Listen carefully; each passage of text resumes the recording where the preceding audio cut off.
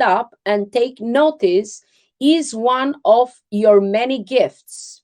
You are able to convey ideas and opinions to the masses. Communicating life's truth is one of your many pleasures. You are unique and colorful, and people don't often forget you once they have met you. Your verbal agility is quite rare. That is to a T. And that's what it says, artist, communicator, storyteller. And that's what you do. Pablo de la Hoya is in the house. Hello, hello. Why aren't you on though? I don't see your camera, Pablo. Okay, Dimi is March 13th. I am going down. I know that texts come a little bit late, so bear with me. Bear with me. March 13th. March 13th. March 13th. Now here we go. Well, that bow, that's your eye color, but it's also your birth color. So God gave you both. Okay, so March 13, you are pastel green. Is a little bit like Bo's color, like the pistachio green. And I can see Revolution McInnes has just joined in. And Pablo, are you going to join in or what? Oh, hold on. Let me make you directors. Oh, Pablo shows there and doesn't show there. Oh, well, hello and welcome. Hi, Bobby. Long time no talk. Oh, hello. Shall we do that? Oh, wow. Oh, that's look. Perfect. Oh, my God. We match. Look at this. We are like the colorful. Rev, I think you have to go change your jumper. I'm sorry, mate. We have to be like colorful. I don't have an orange jumper, but I'll swing down to Uniqlo and stretch into one real soon. I mean, yellow, orange, or red. You need something super colorful to blind people. Gotcha. Hello and welcome. Welcome to Coffee Chat with Friends. This is Bobby Vicker live from London.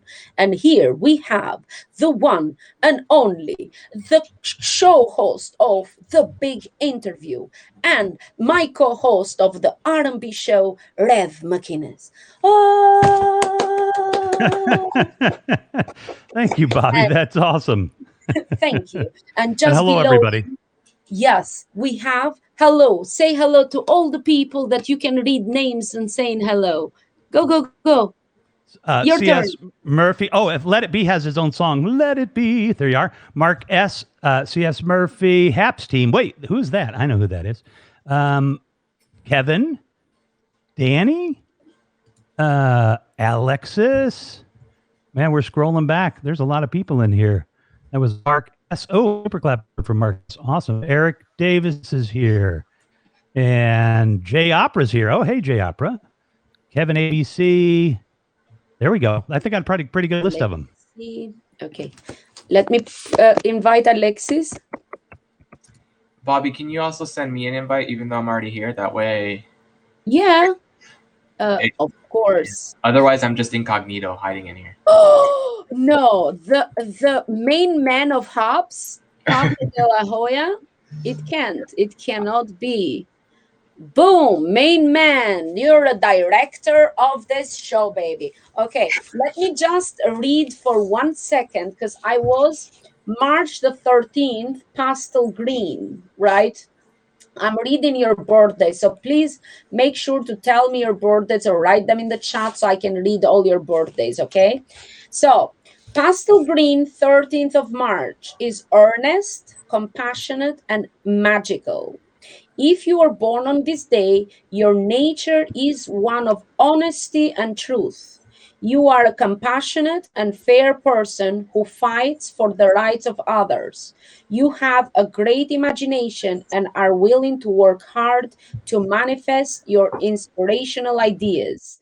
Take some time for yourself to replenish your energy.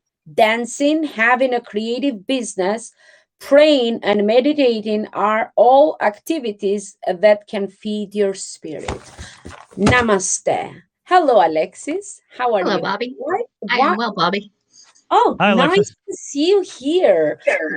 Why are we like this? Where did Pablo go? Pablo just left us? He was probably called away to some important emergency somewhere, but hopefully he'll come back. I know, right? So, welcome to my channel. This is the first time I have Alexis here. I see her all over Hobbs, and last night was the round table, I think. Was it the round table? Yes, it was. Yeah, I saw that. It was to get cooking people involved in HAPS. And at the end, we made a decision to have a cooking scope on soup. And we're going to bring, I said, let's do it next Saturday, because everybody's usually off on a Saturday or so. And so I rounded up about 20 people that actually cook. And I would love for you to join us, Bobby, and cook a soup. Definitely. Okay. I have a couple of my recipes have been published in America, nevertheless. When my friend, I am a big cook. My husband, though, is like a genius. He used to be invited in 5-star hotels to cook. He makes the meanest curry ever. And and I mean, like when my friend came from America and her mom tasted this, I do this liver soup, right? Liver with red wine and onions. And yeah, they published that in the cooking book, is in America. And my pizza, okay, is published in the book. She's from Indiana.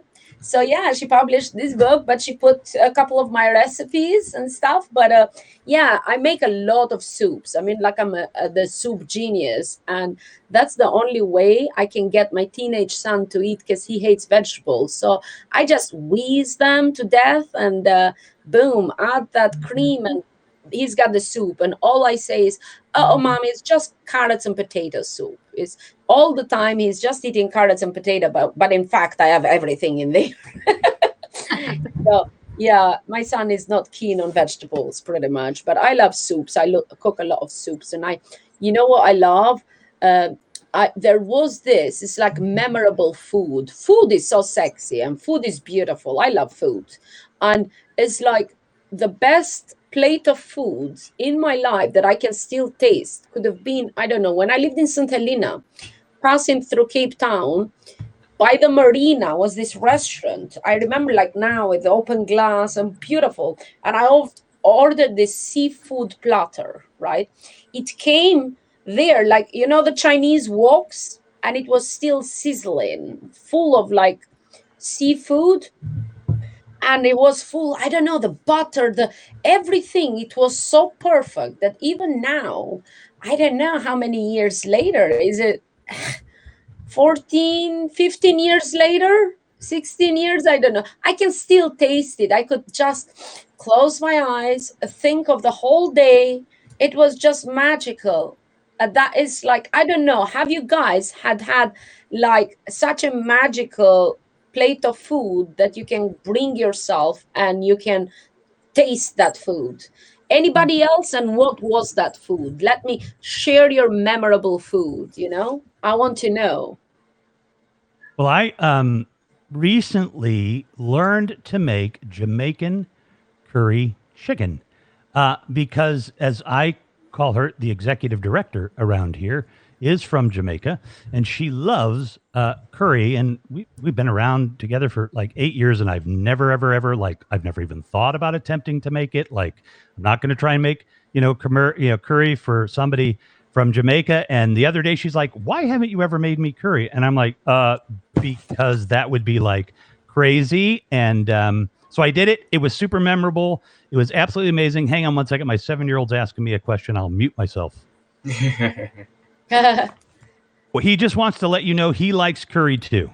Yes. Oh, that's good. And I got to be real with you. Like, I have always just been kind of like a white meat, no bone breast chicken person. And I bought a chicken and I chopped that thing up and all that marrow got in there and all that good stuff. And she said, wow, this is like real Jamaican curry. And I mean, we ordered the right curry, powder and everything. So it will be a huge memory to have her say that I did it, because I was so scared. I'm like, oh my, never make curry again. But no, I think we literally went the next day. She's like, I got to have it again. And I love fish soup. Fish soup in Anguilla, so beautiful. I don't know, they made it with snapper or what, and then they put some croutons on top and like toast it, and then some cheese, and oh, it's just heavenly. And it's this particular restaurant, Ripples, that does it so good, so good. But yeah, there are some foods that kind of remind you of certain things and tastes of my youth, right? It's Mhm. weird. My son laughs at me. I like stuffing. I did stuffing. I just add boiled water, right? I cover it on a plate. I put a knob of butter and a bunch of feta cheese on top, and I just eat it because that reminds me of my youth. Because my mom used to make this thing for breakfast for us when we were little kids. I grew up in during communist regime, so food was scarce. It's not like you pop in a shop and just buy anything. It was rationed, so you get a kilo of sugar per family for whatever a month or what have you. So is everything rationed? Yeah. So pretty much pieces of bread, and she used to fry them in a little bit of butter, and she used to put like these pieces of meat if we had it, but it's dried meat. We used to hang that during winter, and with herbs, lots of oregano and sage and with onions. So and it tastes exactly like stuffing that they sell in the shop, except that the bread here is very crumbly, it's like very thin, like when you make the stuffing. But ours was proper pieces of bread that you cut, but it's the same taste, and that reminds me of my youth. And every time it's like comfort food. I just make a stuffing, so I buy lots of boxes. That people at the shop just looks at me weird, but I always have like 2 3 boxes of stuffing in there, because if I need something, I just get a bit of stuffing. And feta cheese is always in my house. I eat everything with feta cheese. Now, I don't know what Pablo, what's your favorite dish, and any memorable dish out there? Yeah, recently actually, I made what's called chilaquiles divorciados with my mom. It's a dish where you take tortillas, you cut them up, and then you fry them, and then you place them in salsa. So one side was red and the other side was green. So that's why they're called divorced chilaquiles. Yeah. And then you take those and you split them in the halves, and then you take a steak and you cook the steak, cut that up, place it on top, add some queso fresco and some cream, and Mm. that was the dish. Here, I'll upload a photo of what it looked like. 'Cause I took a picture. Yeah, I want to see that. That sounds good. Richie, todos podemos hacer lo mismo que ustedes estar varios en el live. So he's saying, would you like to come on my broadcast sometimes That's not live? what he's saying. No? No, Richie, he's asking if every user can do what you're doing and invite multiple people. And Yes, Richie, yes. sí puedes también Sí, hacer eso. sí. Sí, Richie, sí. Tú puedes hacer troppo people. Yes. Did I say that good? It was okay. Richie, hasta 7 personas puedes tener en tu broadcast. Sí. All right, here comes the chilaquiles rellenos. Here we go. Okay.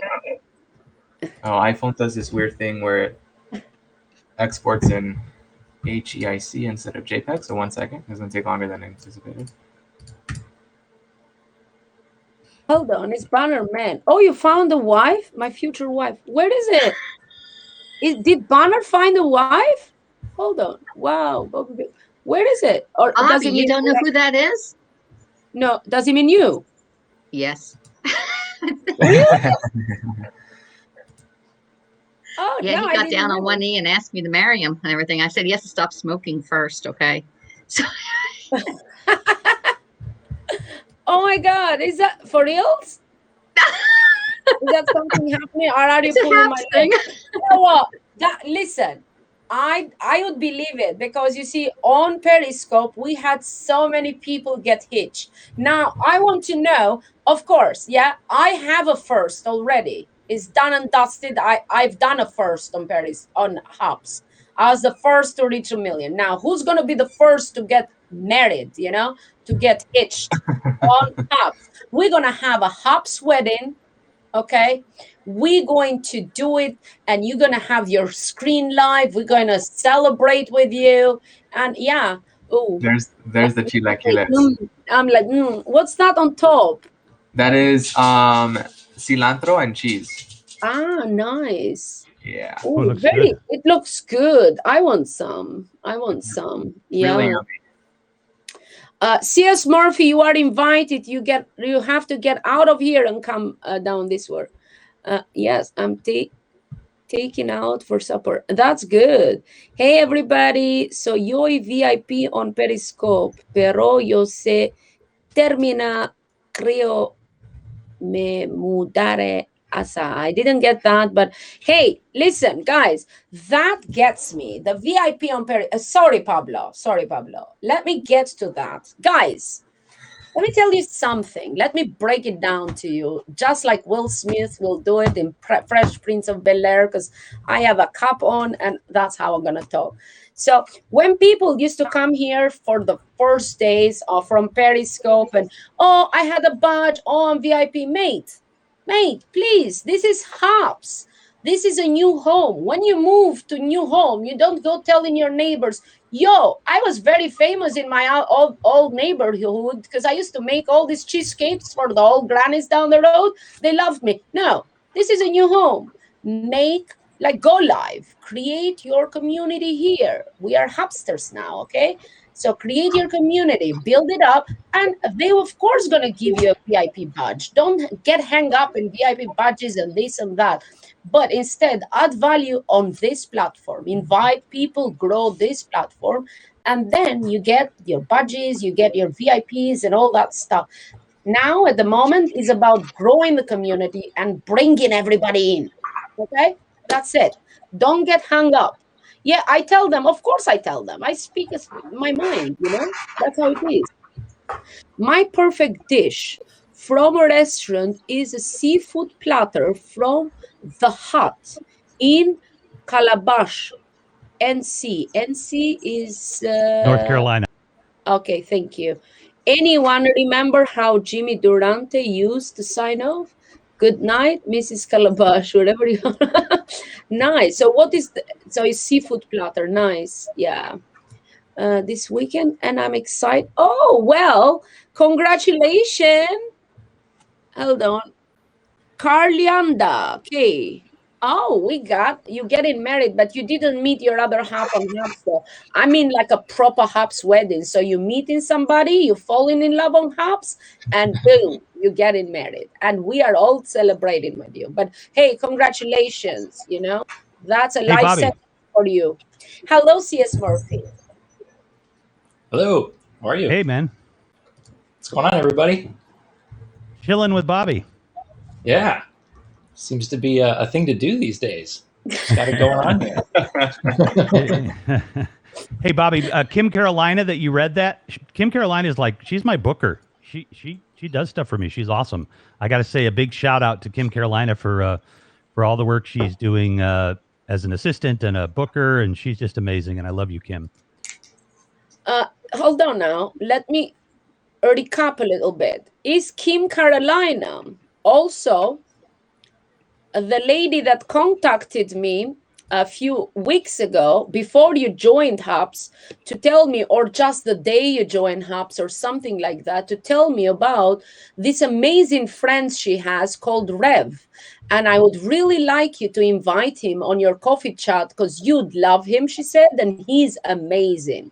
Right? So before you joined Hubs, that's what she said. A long message she wrote that I should have you on my coffee chat with Bobby because I would love you. And I already do. We have so many plans, to do our R&B show. It sounds like R&B music, which I love, but it's a Rev and Bobby show. So, stay tuned every Saturday. Me and him gonna be like, pump it up. Pump it up. Pump it up. Wow, gonna do. Nice. Yeah. Oh, wow. I would listen to that one on my bike rides. I love that song. And yes, that is Kim Carolina. And Kim, I think I told you that Bobby shared that message with me. And thank you, Bobby. It was a beautiful message, Kim. And again, love you very much. Thank you for everything you do.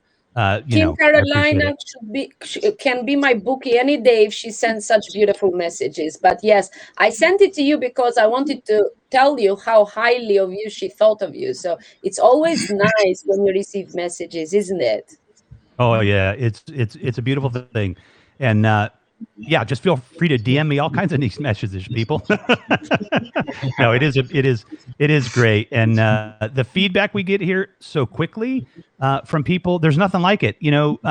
I've seen some broadcasts on here that can't be done on CNN, they can't be done on cable.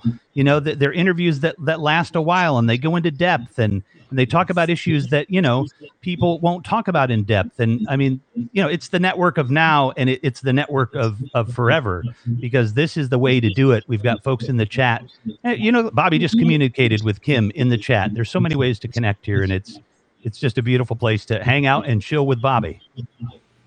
Awesome. Yeah, but I mean, we have good plans. We were for an hour and a half on chat and the R&B kind of show. We want to be doing this show like a co-host. Of course, he's going to do his big interview. I'm doing the coffee chat. And if I need a male co-host to ask the easy questions, because I ask the difficult ones,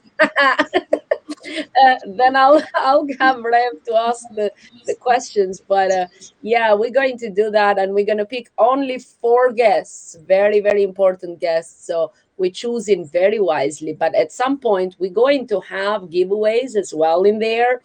And who knows, we're going to do challenges, getting people, boom, boom, boom, coming up and in our shows. And we run like I don't know, can we do like the Hops Marathon I suggested?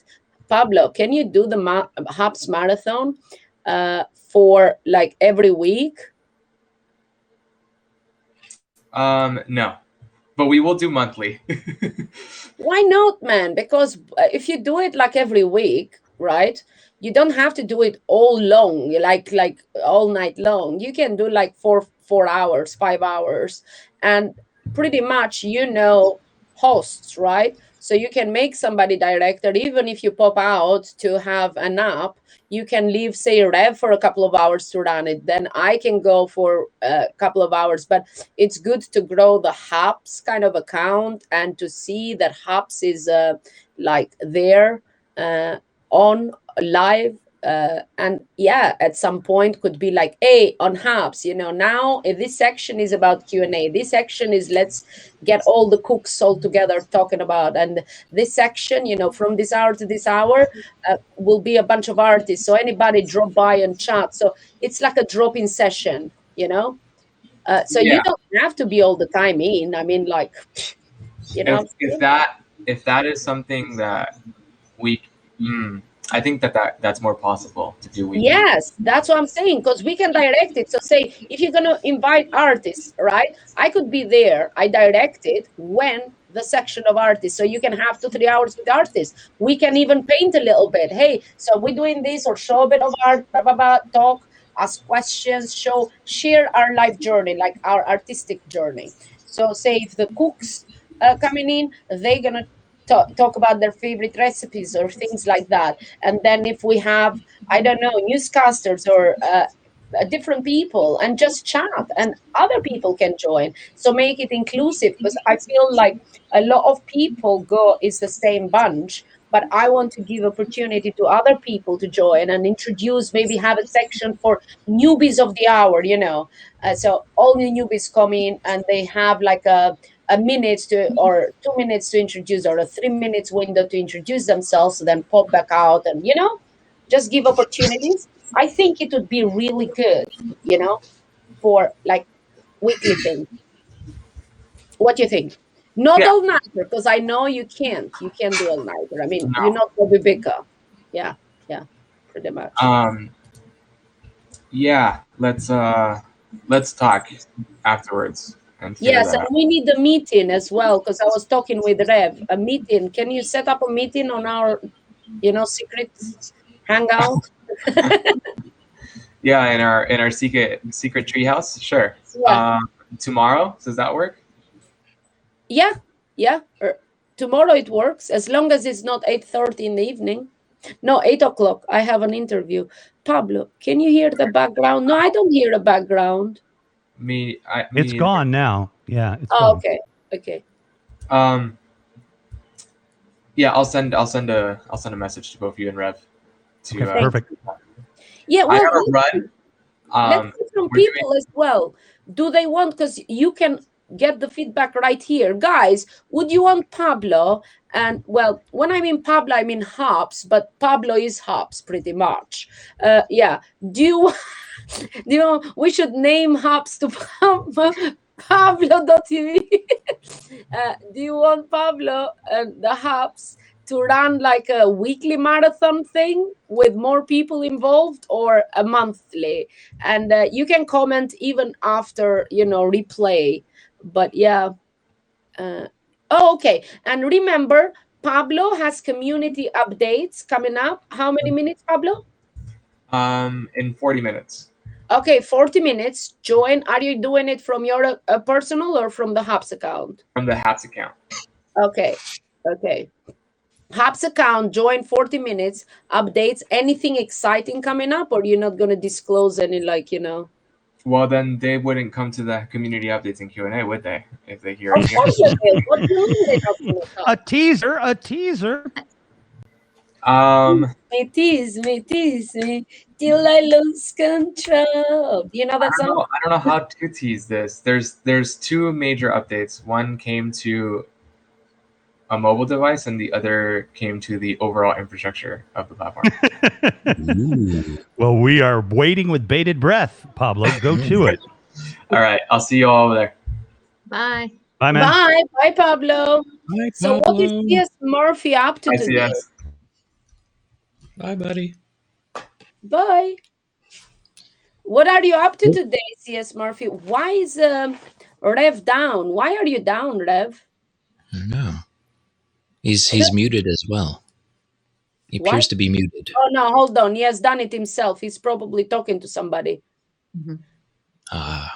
Yeah. He comes in and out himself. That's Sorry, how I have a meeting with my son's teacher in a few minutes. So I'll pop out and come back. But yeah, I was just coordinating some stuff with her. I'm back. Oh, okay. Yeah, me too. I'm like, hold on, 53 at 7 o'clock. Like in 7 minutes, I would potentially, I don't know, I have an interview, right? You do. I think we were talking about that earlier. Where is it? Oh, hold on. Who is this? Okay, and I have a no. Oh, bloody hell! I'm getting like I'm the flavor of the month. That's how I feel. Yes, I do have an interview. Oh dear, this is fun. I did not read Rev's birthday. Your birthday color is ultramarine, dear Rev. And guess what? Wait, 25th. You are 25th. Oh, 25th. Azure blue. Oh, nice. There you go. It's still blue, but you are born on the same day as my sister, the older sister, the life coach. Wow. Yes. So you share the same birthday. So you are soulful, charismatic, and intense. If you are born on this day, you are kind and spiritual and want to connect to something greater than yourself. That is true. There is a strong calling to do something helpful and meaningful. Many of you have healing abilities. That is my sister to a T. Touch is very important to you. So is being by the water. Artistic and theatrical, you are able to convey strong emotions. Awesome, right? Hey. Yeah, that's pretty good. That's I pretty love accurate. it. What about you, Alexis? Tell me your day and month. September 1st. What? September 1st. Okay, September 1st. So this is Bannerman's future wife is September 1st.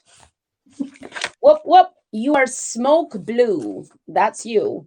You are smoke blue. Okay. So smoke blue, you are efficient, organized, and smart. If you are born on this day, your gentle and friendly personality belies your keen intellect and inner strength. Bellies is bellies. You are hardworking and loyal. Very important. The people you befriend or work with are lucky to have you in their lives. Very true. Although you have an independent nature, you take your relationships very seriously. Did you listen to that? Okay.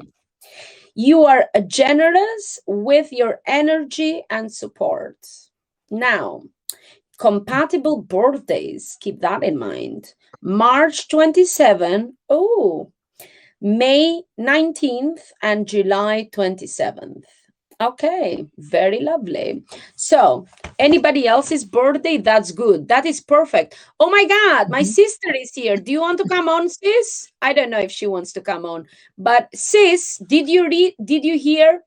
You shared the birthday with Rev McInnes, and if you read it, did you hear what I said?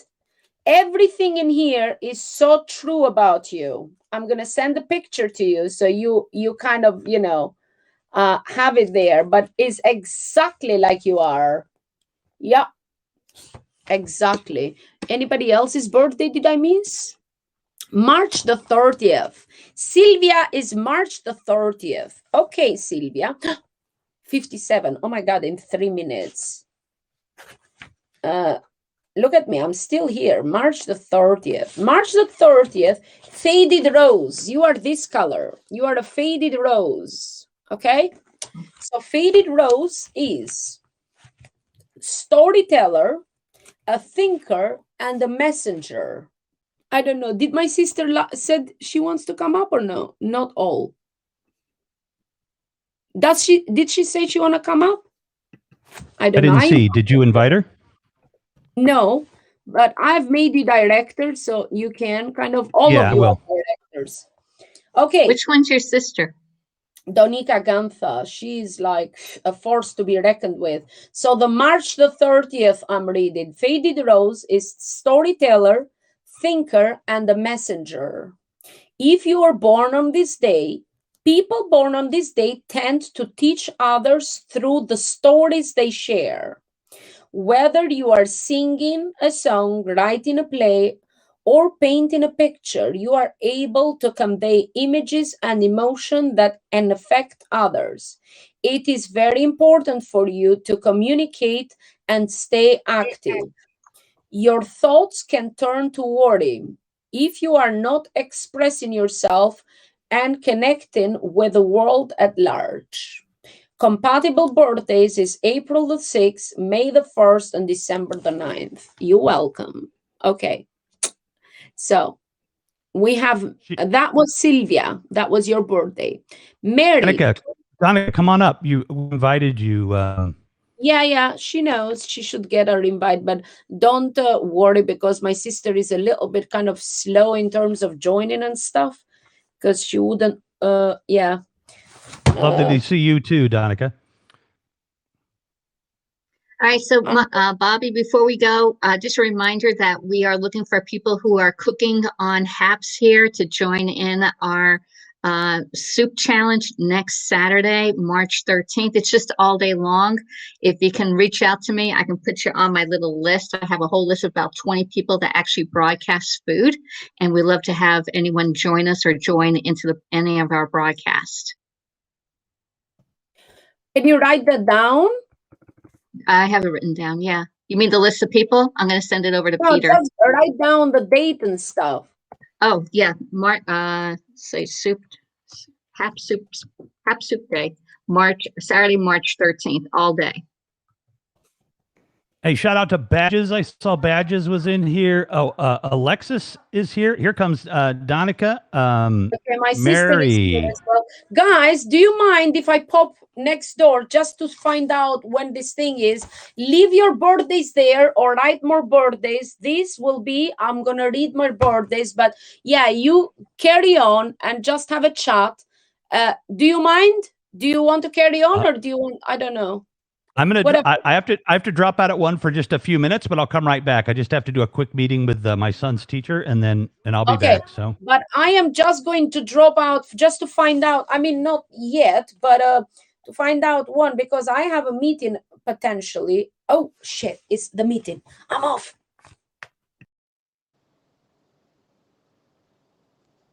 that's what I do.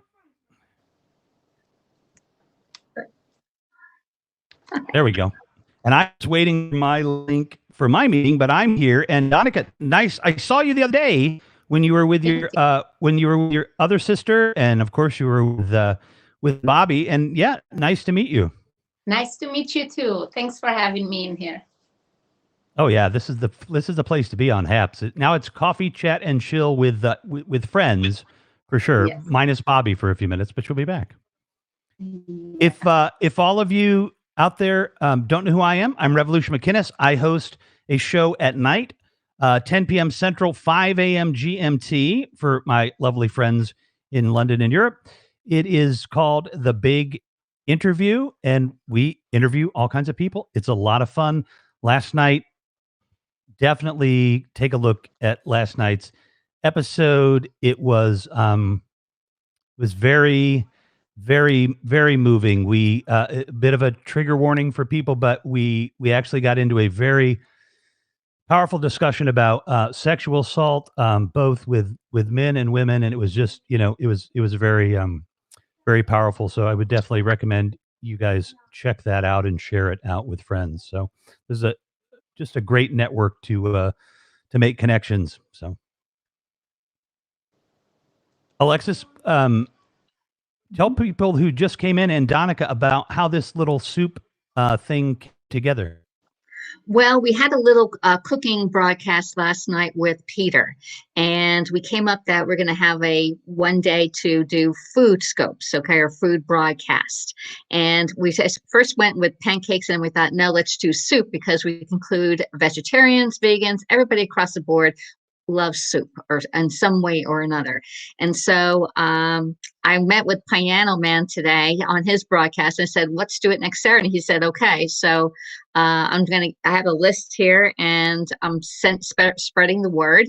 And if anybody wants to come in and, help us cook soup like we're doing here with 4 of us in here, you can come and join the broadcast, or you can have your own broadcast and make a soup on camera. We're going to get more. I'm going to send the list over to Peter, and maybe he can get emails out to the people that I know that actually broadcast food, which I have, like Louise Poppy in New Zealand, Ruby Nosa in Australia. We have Aiden in United Kingdom, Anne up in Denmark.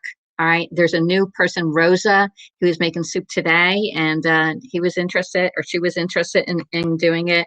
Emmy Rich does a lot of cooking up in Sweden. So I have people all around the world. I'm sure Karen Watterson will love to be joining in. JP The Voice, he does some cooking.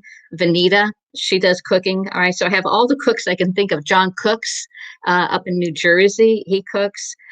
Blaine and Wilson, of course. Joy Gorge, she's another broadcaster that scopes food.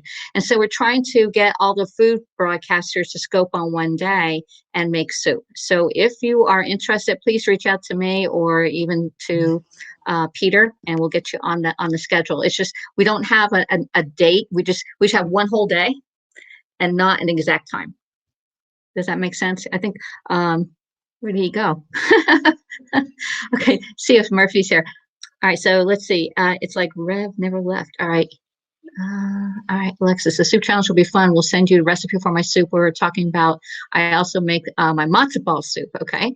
As long as, if you send me a recipe, I will make it, okay? As long as it's healthy, because I've changed my cooking to eat cooking a little bit healthier these days. And I've lost a little over 50 pounds in the last 21 months, and I still have 1.8 pounds to go, okay? So, all right. Anybody out there that does soup, just reach out and we'll get you on that Saturday. And that way we can all follow each other, and you can, because there is on this Discovery thing, they have a list of food, and we need more people to broadcast food here on HAPS. All right. All right. Anybody else? Oh, Jess cooks also. Let me see if I missed anybody. Sweet Pea Leslie is another one that may want to join in. Bobby said she would join in. I think I got, and I think that's it. I think I got everybody. There's about 20 people right now. Thank you, Sylvia. All right.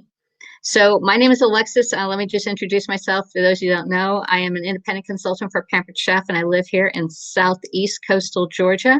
And I usually scope at 6:30 in the morning, and I teach you how to use your kitchen tools along with recipes. And today we made cabbage bake, and it smells really good in my kitchen right here. And it was really simple put together. I don't do elaborate stuff because who wants to cook all day? We like to get cooking done in 30 minutes or less. All right. Hey, C.S. Murphy, would you like to join into a cooking scope? I think they're all turned off right now. Where'd everybody I go? just muted myself. I had an audio issue. Can you hear me now? Yeah, I hear you now. Oh, great. Yeah. I can only see your artist work there. Oh, that's all right. I'm yeah, I mean, a cooking school might be kind of fun. Yeah. I mean, I'm not much of a cook, but I can vouch for matzo ball soup. I was extremely ill and I had matzo ball soup for about 3 days and it just killed entire flu symptoms that I had for weeks. And someone had suggested it. And I had, I guess all the proteins inside the ball in the middle from all the chickens and everything really just attack every vigorous thing that is contrary to your immune system. So that was really, really good. I'd love to know how to make some homemade matzo ball soup for sure. I've never made homemade matzo ball soup, so that will be a challenge. No. Oh, okay. No. Okay, well, I had suggested soup in the first place because I make a mean soup, although I don't usually broadcast cooking, says Helen Wallace. Yeah, it wasn't it you, I think it was you, Helen, that actually recommended the soup, or someone on the thing said, hey, let's do a soup, because you can do vegetable soup, you can do beef, you can do chicken, seafood, whatever. We can cover all areas of cooking with soups. Hey, Joy Gorge is in the house. Hello, Joy. I just mentioned your name. If you would like to be included in the HAPS cooking soup next Saturday, please reach out and let's say, hey, yeah, I'm interested in that, okay? And Randy, I'm not sure if you're cooking soup or not, but Randy can eat soup. All right. All right, so C.F. Murphy, do you have a particular day or time that you broadcast? Yeah, normally on Mondays and Tuesdays. I only have a set schedule for those 2 days. So Monday is Media Monday, which I'm changing to 2 o'clock in the afternoon. 10 o'clock, it's, I don't know if everybody's sleeping or off the app, but I'm going to change it to 2. So Monday Medium at 2, and then 2D Tuesdays at 2, where I draw traditionally with you guys and sometimes take on constructive criticisms from the audience. It's like an audience-driven art. We just got another soup person. Jay Opera just signed up for the soup challenge there. Yeah, that'll be really cool. So reach out and let people, if you're in somebody's broadcast and they're cooking, saying, hey, go see Alexis or, Peter or somebody that actually is a food person, and we'll get you on, if I can do a list of a time slot, that might work. I don't know. We'll see. Yeah. This is the first time ever coordinating a big effort. You what? Schedules definitely help from what I found. It's like trying to watch one of your favorite shows on Netflix or HBO and not having any time of syndicated programming. It's like, okay, I love this show, but when is it on? So you might as well have a schedule about you, especially when you're trying to do something on a network. That's for sure. Yeah, it's going to be hard because you have people all over the world. So I'm not sure what time zone. I guess we can do it in Greenwich time. I don't know. Do you know how that would work? You have any idea? I'm not sure. A lot of people in England and a lot of people on the other side of the globe watching too. So I'm trying to keep the time slots to something fair. I'm also trying to be cognizant of other people's times too. So if there's 4 artists on at 4 o'clock in the afternoon, I'm not going to jump on and go, well, I might as well get my art hat on. And, I try to give people space to kind of do what they do as well. And Yeah, I do the same thing. Yeah, Especially if somebody absolutely. is like a food scoper scoping at the same time, I usually wait to go live and I try and go live more at the end of theirs, end of their scope rather than going live at the same time. Exactly. Show support if there's some heavy traffic going on there, you know? So, yeah, absolutely. Yeah. Let's see. All Thanks right, for so that's the going to be a big nice words undertaking. there, Jay. I appreciate that. I'm not sure if we should let that up to Peter, because Peter had the timings all down wrong yesterday. He told me that he was going to go live at 11:30 at night. And I'm thinking, oh my gosh, that is way past my bedtime. And then I got a message that went up to 11 o'clock. And I thought, okay, 30 minutes early. That's even great. And then all of a sudden they were on at 6 o'clock in the afternoon. And I'm like, oh, wow, he's on now. He must have thought I was over in Europe or something. It's currently 1900 GMT, so I'm not sure your time difference, says Helen. And I don't know how to arrange that either. I'm not sure. I'll figure it out. We'll figure it out. Yeah. First, It's I have to always just confirm getting everybody. on here too, jumping on and seeing who's on and just getting a feel for the audience and a feel for the people that are already on here, doing their thing. So Yeah. But this is a time to follow people also, especially with Periscope. Did you, I don't recognize you from Periscope, but I'm sure you came from Periscope, CS? Oh, how dare you? I'm just kidding. I don't. Oh, yeah. No, it's okay. Yeah, I started in like 2016, but like a couple of years ago, I kind of like drifted and went onto other social media platforms and just trying to get a feel for different things. There was a lot of like when I had left Periscope, there was a lot of repeater bots. Like some people would say really nice things about your work as you're online, and then there would be these other like robots just basically repeating the same things that these people are commenting, and those commenters would end up leaving because it's like having like some kind of mimicker basically repeating everything that you're saying in a room, and that doesn't make for very good entertainment. And then there was like sex bots and things like that, just like weird scantily clad profile pics and stuff like that, and it kind of shied me away from the network completely because I would write to them and it would fall on deaf ears. No one would hear me out, or the people that were complaining about these kind of nested weird algorithms of hacker bots. But that doesn't seem to be commonplace here, one. And two, the people in HAPS like, Peter and Pablo and Lucia and Matt, they're all wonderful people. They come on here on the regular. If I'm not on and I see them liking one of my things, I'll go on there like, oh, they actually took time to watch my replay. They gifted me. Yeah. And it's just a really cool experience here. So I shifted gears quickly. So it's okay that you don't recognize me on Periscope because I wasn't really recognizable really. So.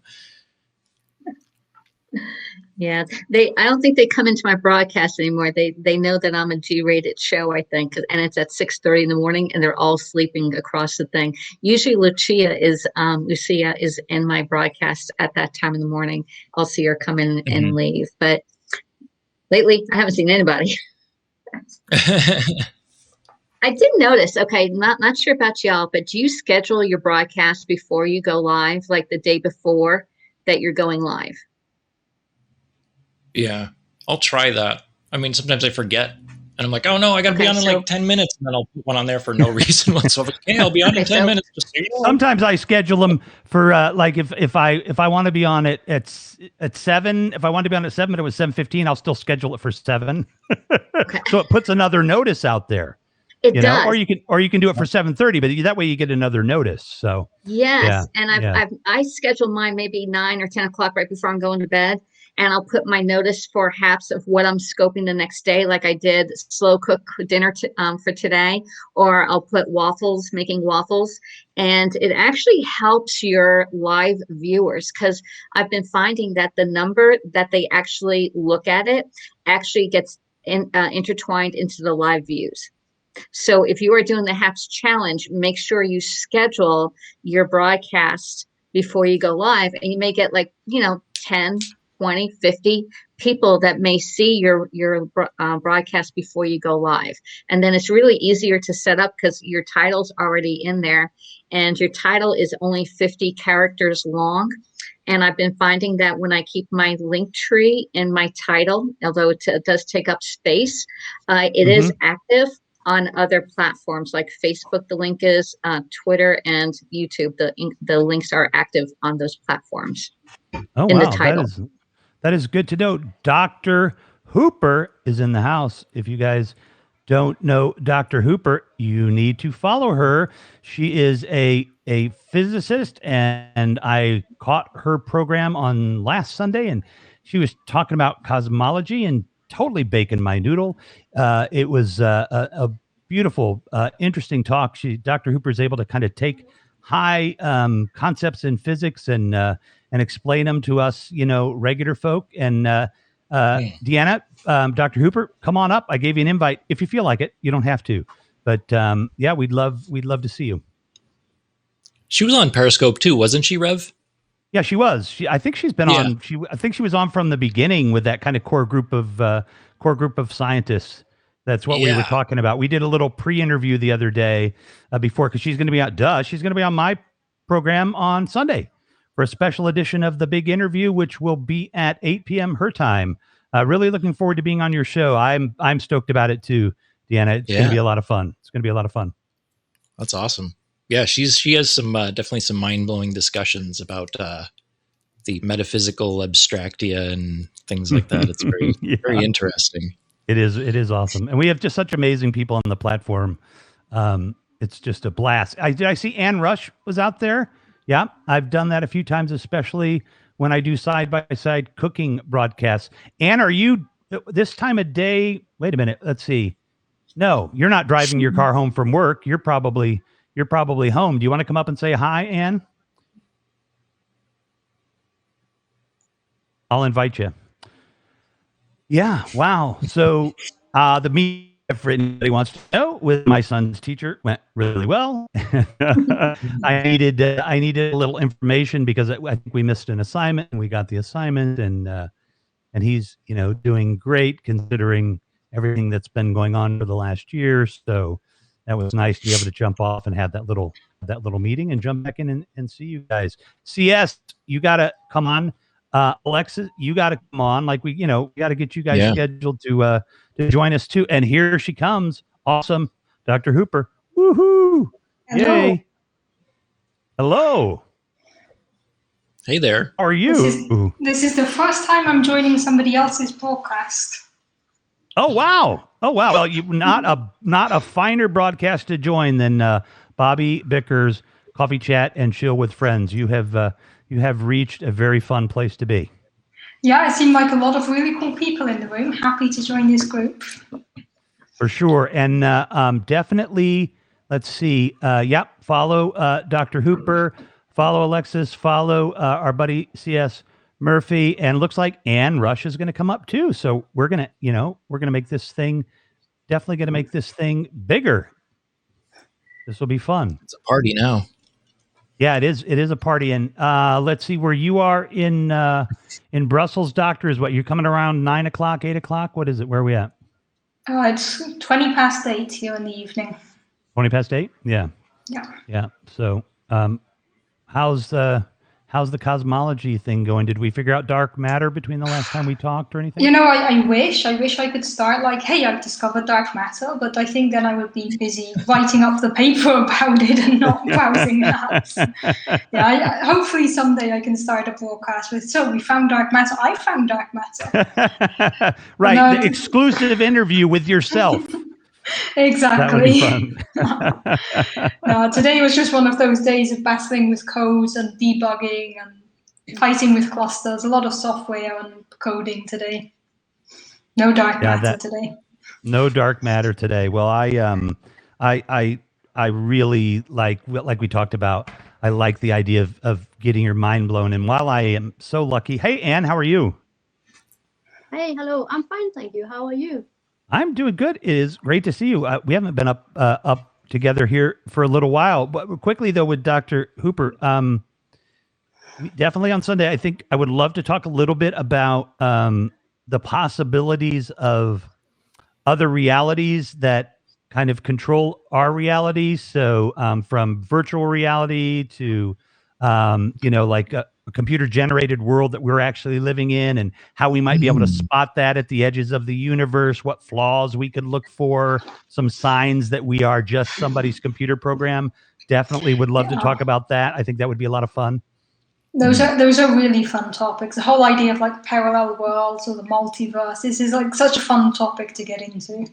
Oh, definitely. And I think, I love the idea of parallel universes, multiverse, and that there's an infinite amount of me's out there somewhere, and like an infinite amount of variations where this goes on.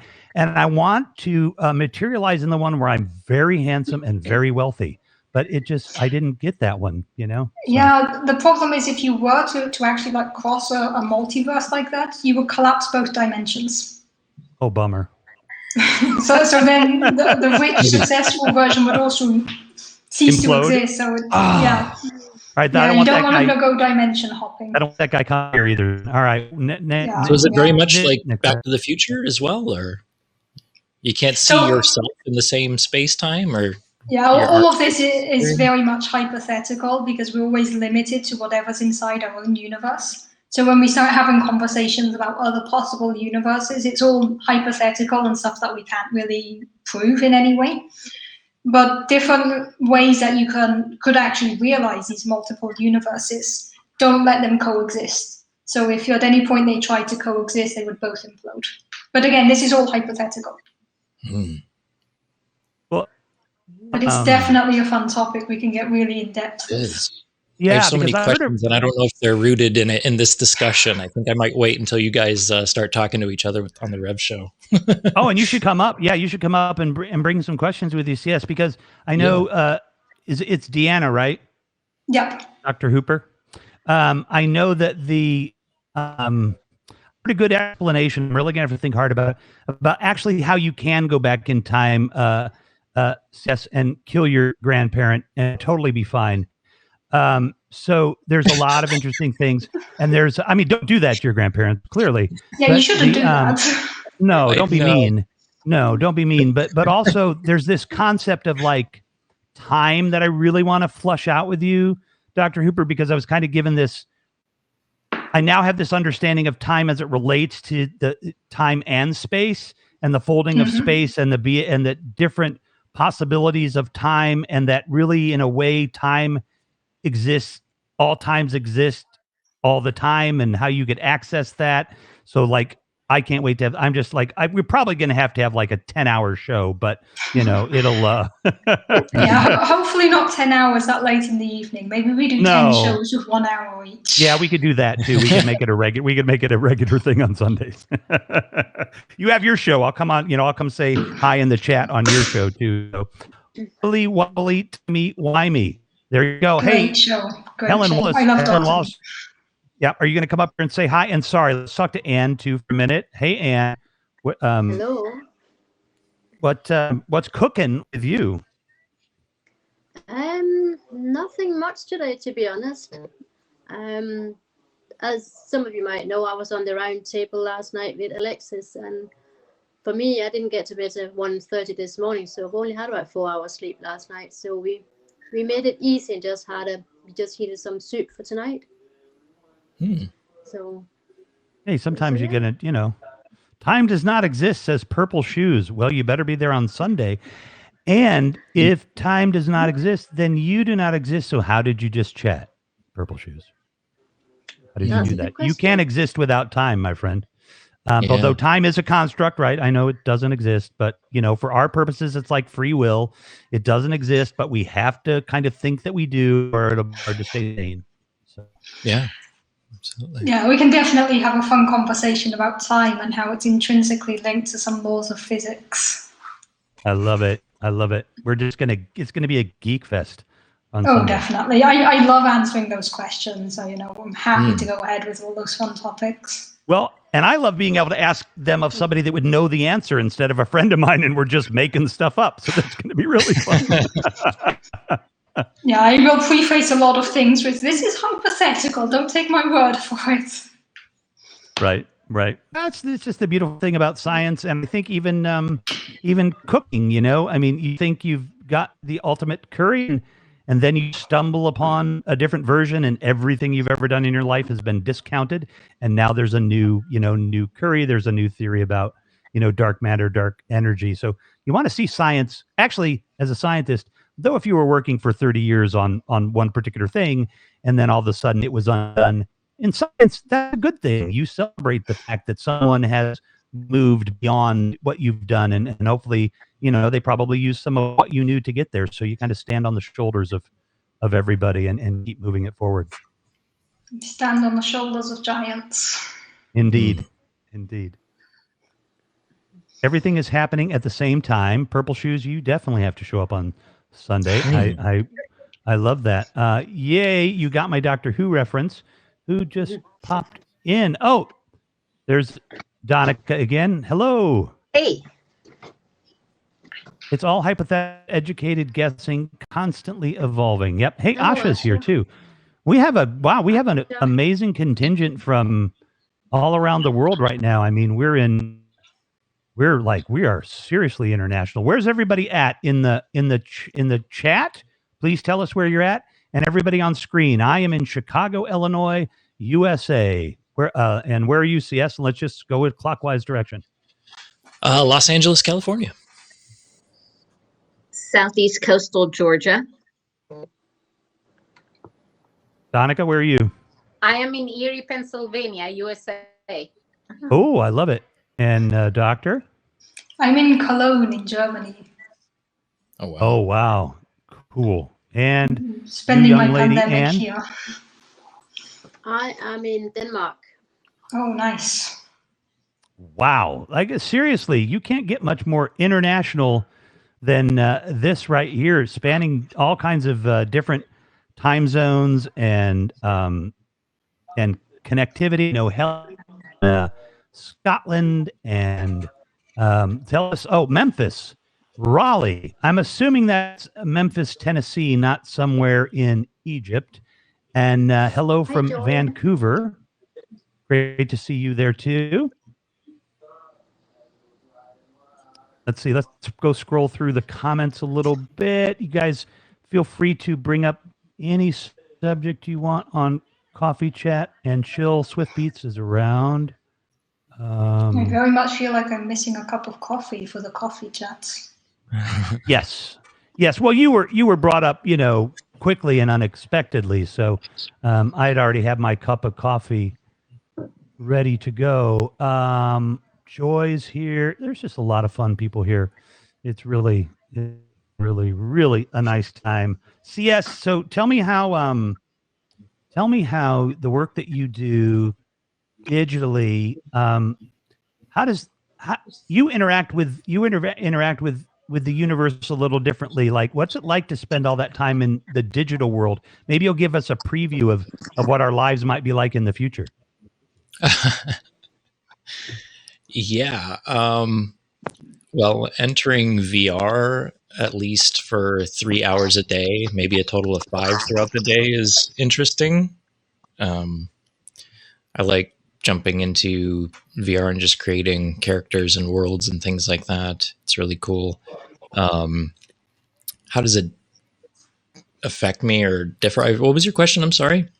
Well, I'm curious because you're in your studio with a green screen, but you're seeing your work, and you're seeing yourself, right? And you're wearing VR goggles, right? Right. So your perception of reality is this digital reality. Do you see any effect of being in that digital reality for 3 hours? Like, you come out of it and you're a little wobbly, or time is feeling a little dilated, or what's that like? Yeah. Well, it's like entering the Earth's atmosphere after being in space. There's like this rocky trajectory. You got to enter in at a certain kind of angle. You got to have a right kind of mind space and all that, in order to get back to real reality without any residual effects. Getting some kind of getting the bends. Yeah. Well, like for example, you know what a rack focus is? Like in a movie, you'll see like something blurred out in the background, but the person in the foreground is Hitchcock all the way. Yep. And then they just do all these different types of zooms and zollies and different blur effects. My thumbs and the way I interact with my phone get kind of weird now. So like I'll look at what I'm trying to write and then that'll blur out and then my thumbs will come into complete focus when I'm trying to figure out what I'm writing with the small little, digital keyboard that we all write with on our phones. So I think maybe my rack focus is slightly impaired from that, but it's nothing to kind of scare me away from. Well, that's pretty wild. Yeah, what made me think of that is because I have these new Bluetooth headphones, and it's nice because I can walk around like if I jump off for a bio break and somebody else is hosting for a few minutes, I can still hear the show, right? But what I didn't know was there's this codecs that it didn't come with. Long story, but basically there's a 40 millisecond delay. I'm like, fine, I can deal with that.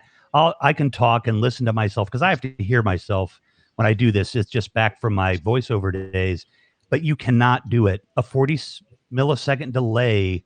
I was getting physically ill. Like it was altering, like I figured my brain would catch up and it wouldn't. And once I knew that it wouldn't, I'm like, if it does, then when I'm not on the headphones, everything's probably going to be delayed for 40 milliseconds. And I don't want that. So that's why I was curious about the perception of your perception of reality changing, because that's such an intense thing, visually through the visual cortex and everything. So that's cool. Yeah. No, some developers are creating games that have this VR vertigo attached to it. Some people just can't play the games because they take the headset off and they're literally in the verge of barfing or whatever. But it depends on how well the production team creates the virtual experience. And sometimes it's true one-to-one. There's a couple of, I don't play too many games, but my girlfriend and I play a couple of games together, and the VR environments are very, very real. We did a roller coaster thing, for example, the other day, and we went on it, and there was like this thing where you come out of a tunnel and then the sun just like hits the carriage that you're on as you're going through the virtual environment, and your brain will create these kind of like things like, oh, your shoulder should be warm because there's sunlight hitting the carriage that you're on. So then, like you'll get warm for a second, but then hang on 1 second, like, CS. Hang on. What's up? Hang on 1 second. Sorry, CS, because it looks like Alexis needs to go kind of quickly. Yeah, so Alexis, well, it was so nice to see you. Look forward to seeing you again soon. Thanks for hanging out. Thank you. Yeah, take care, Alexis. Good seeing you. Bye. Go ahead, CS. Sorry about that. Oh, no worries. I was just saying that like your senses get tricked when you're in VR and when VR does it right. So when you come out of a tunnel and sun hits whatever you're riding on, like you kind of feel like a little warm. There was, like when you're going up the first big hill and then you're zooming down and you're going through the experience, as you're hitting that free fall in there, your stomach kind of goes in itself, but then your mind corrects it. It's like, we're in a virtual environment. So there's like this ebb and flow of like trickery, and then your body going, this isn't real. Let's go back. It's really interesting. Yeah, that is actually interesting, and I'm going to do something here quickly and change the subject. But before I do that, Dr. Hooper, are they in cosmology? Like when I watch, one of those Star Treks or whatever, and they have this like virtual universe that they're looking around and stuff. Is there any kind of VR stuff coming that actually would help you guys, in terms of doing anything, or no? Not really, because the problem is if you were to construct such a VR thing, it would be based on what we already know. So we wouldn't really learn, or we might learn something new. But like for an example, with the movie Interstellar, they contacted some physicists to actually help design how the black holes looked in 3D. The scientists actually learned stuff about that. They started imaging these black holes for the movie, and that actually led to a breakthrough as to how black holes work in 3 dimensions. So they were actually able to write a paper on it. So sometimes you do get discoveries in weird places or unexpected places. But I'm not sure if we could do anything with VR that would really help us in cosmology. It would be really cool to be like walking around the universe, but I'm not sure if it would actually help us much. Definitely wouldn't help me. I get extremely nauseous and dizzy anytime I've tried on a VR headset. Like it just really wipes me out. Yeah, I know somebody like that too. That's exactly what CS was talking about, and I don't know whether it would affect me yet because I haven't experienced it. Though I think that the one that Facebook owns or whatever has gotten quite a bit cheaper And CS, maybe when you come on the show, you can talk about those things a little bit, a little bit too. So what I'm going to do though, for fun, since we have Anne who does a lot of cooking, I'm going to ask Dr. Hooper a cooking question as opposed to a question about deep space. And what it's easy. It's easy. What is your favorite meal to cook, Dr. Hooper? Oh, my favorite meal to cook is actually sweet potato and chickpea curry that I've been cooking lately, which is probably the dish I'm proudest of because it just comes out really, really tasty. And every time I've cooked it for anybody, they've said it's really tasty. So it's a dish I'm very proud of. And in fact, that's my lunch tomorrow. So I'm very much looking forward to that. That's awesome. That's awesome. And what about you, CS, the graphic digital designer? What do you design for your dinner? What do I design for my dinner? I make a mean. Well, what do you like to make? Macaroni and cheese. I'm just kidding. Do you use butter or margarine? Do you use butter or margarine? No, I use butter. I make it fancy. Yeah. No, in all seriousness, though, I love making tacos and things like that. I have a keto diet going on with my girlfriend, so we're always like tag teaming the kitchen together and making really cool things. She puts spices and things in the food that is just delicious, and she is like, generations ahead of me as far as cooking prowess is concerned. But my favorite thing to do is to just get some nice ground beef and make some hamburgers or some tacos with some avocado. I do have my own secret recipe for really good guac and kind of just mixing all that together and having a really good experience with that. Green beans, all that fun stuff. Well, that's really nice. So we had Taco Tuesday on Wednesday because Tuesday I do a show with Brian Denning on Clubhouse at 7 p.m. my time, and Tacos Tuesdays. Bless you.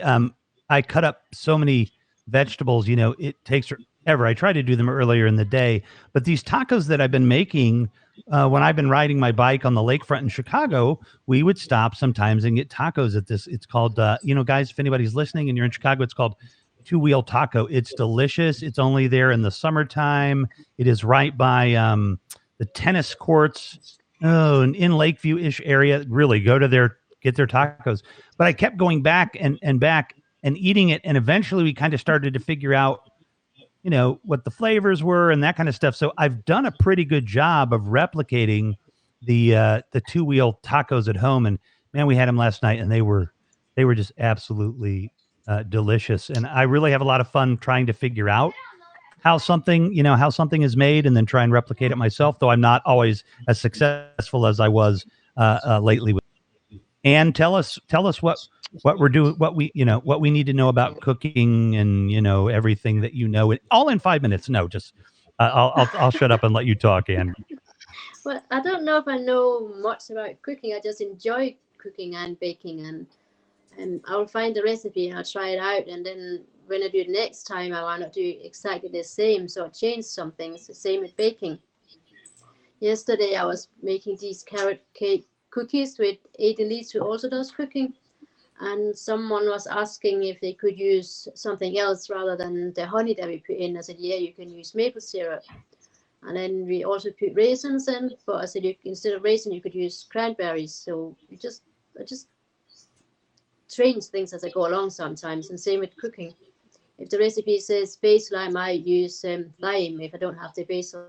So I just do it as I go along. I mean, I see a recipe as just a way to guide, like a guideline, but you don't have to follow it completely. You can do your own thing as well.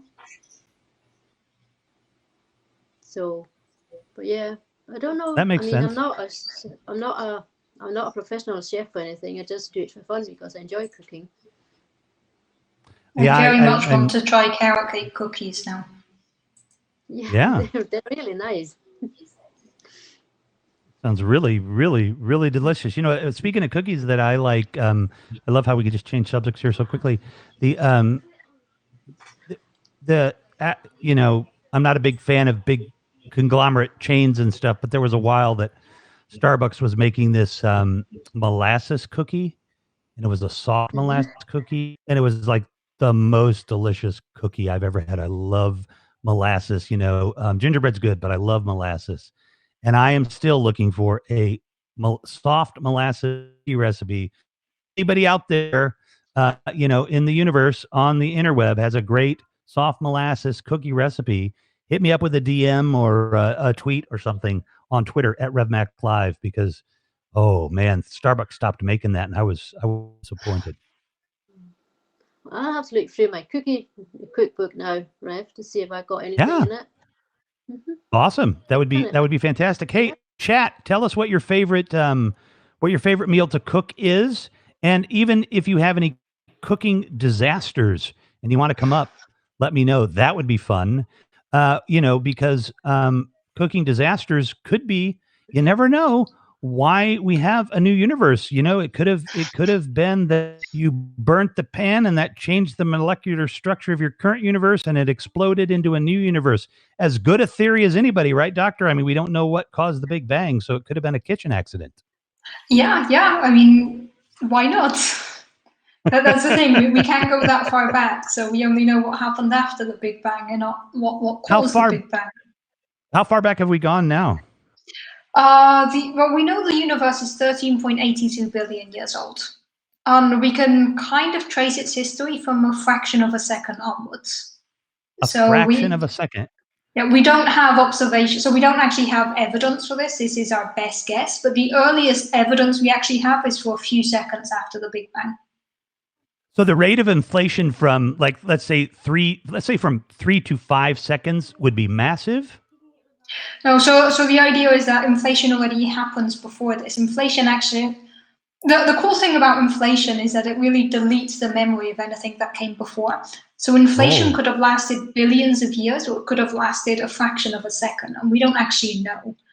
So when we talk about after the Big Bang, it's usually the very first thing that happened is inflation, and then everything else.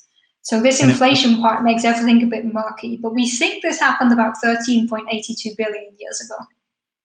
And just for reference to, correct me if I'm wrong, that at some point in history, I think 5 or more billion years ago, this solar system that we are in came about because of a supernova explosion, possibly. Like our little quadrant of the universe hasn't been here for 13.8 billion years, right? Yeah, our solar system is about 4.5 billion years old.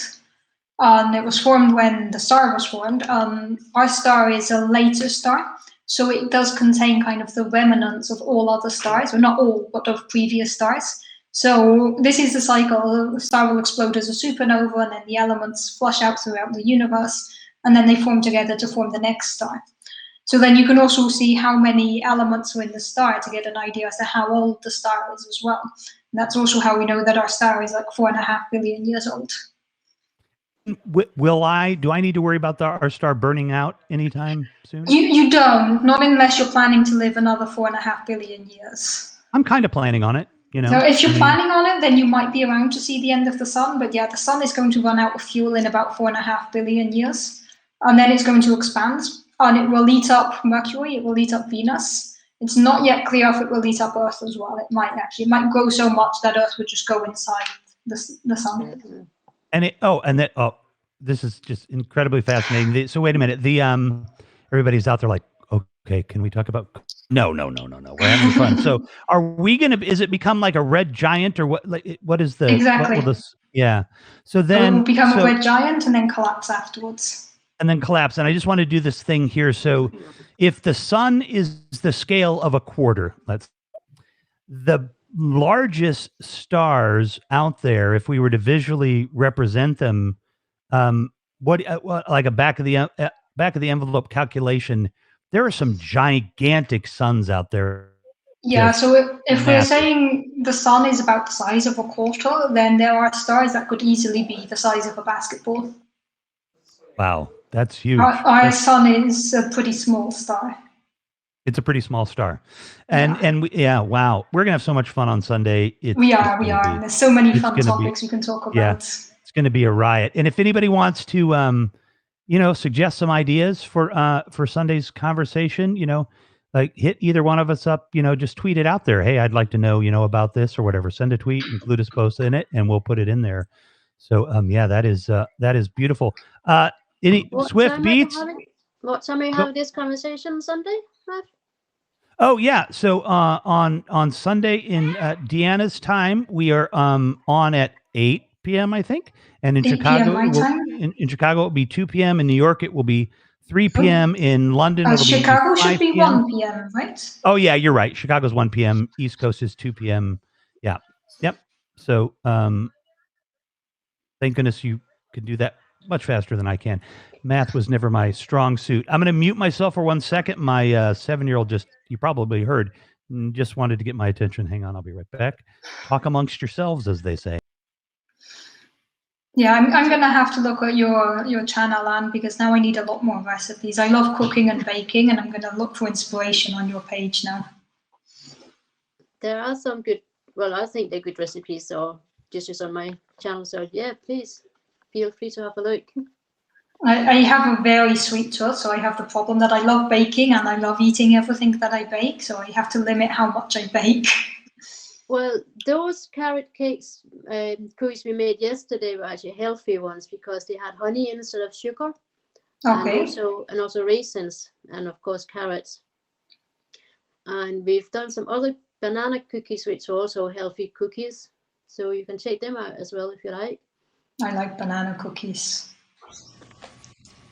I often find healthy recipes and then find ways to make them unhealthy. Like one type of cookie that I've cooked often is the banana oatmeal raisin one. And it's like, what if I changed raisins for chocolate chips and suddenly they're banana chocolate chip cookies, which are very tasty but no longer as healthy. True. I do the same with some recipes when say, you have to add low fat this or low fat that. I'm thinking, nah, I think it's better just use the full fat cream instead. It would be a better taste to it. Well, there's logic to that because if you use the low fat thing, you can have 10 cookies. But of course we have plenty of self-control. So if we use the high fat thing, well, I'll just only have one, of course. Sure. That's definitely how it works. Right? Exactly. So I always I'm like and you can tell I'm not a small person, but no, actually I don't eat much. I actually eat less food than most people, but definitely butter, definitely cream. Like, I don't know. I don't like those substitutions. I want the good stuff. No. I always think that you can always save a sauce or a gravy with a little bit of cream just to give it that extra touch of flavor. I agree with that one. That one for sure. I have a question about cookies, Anne. Yes.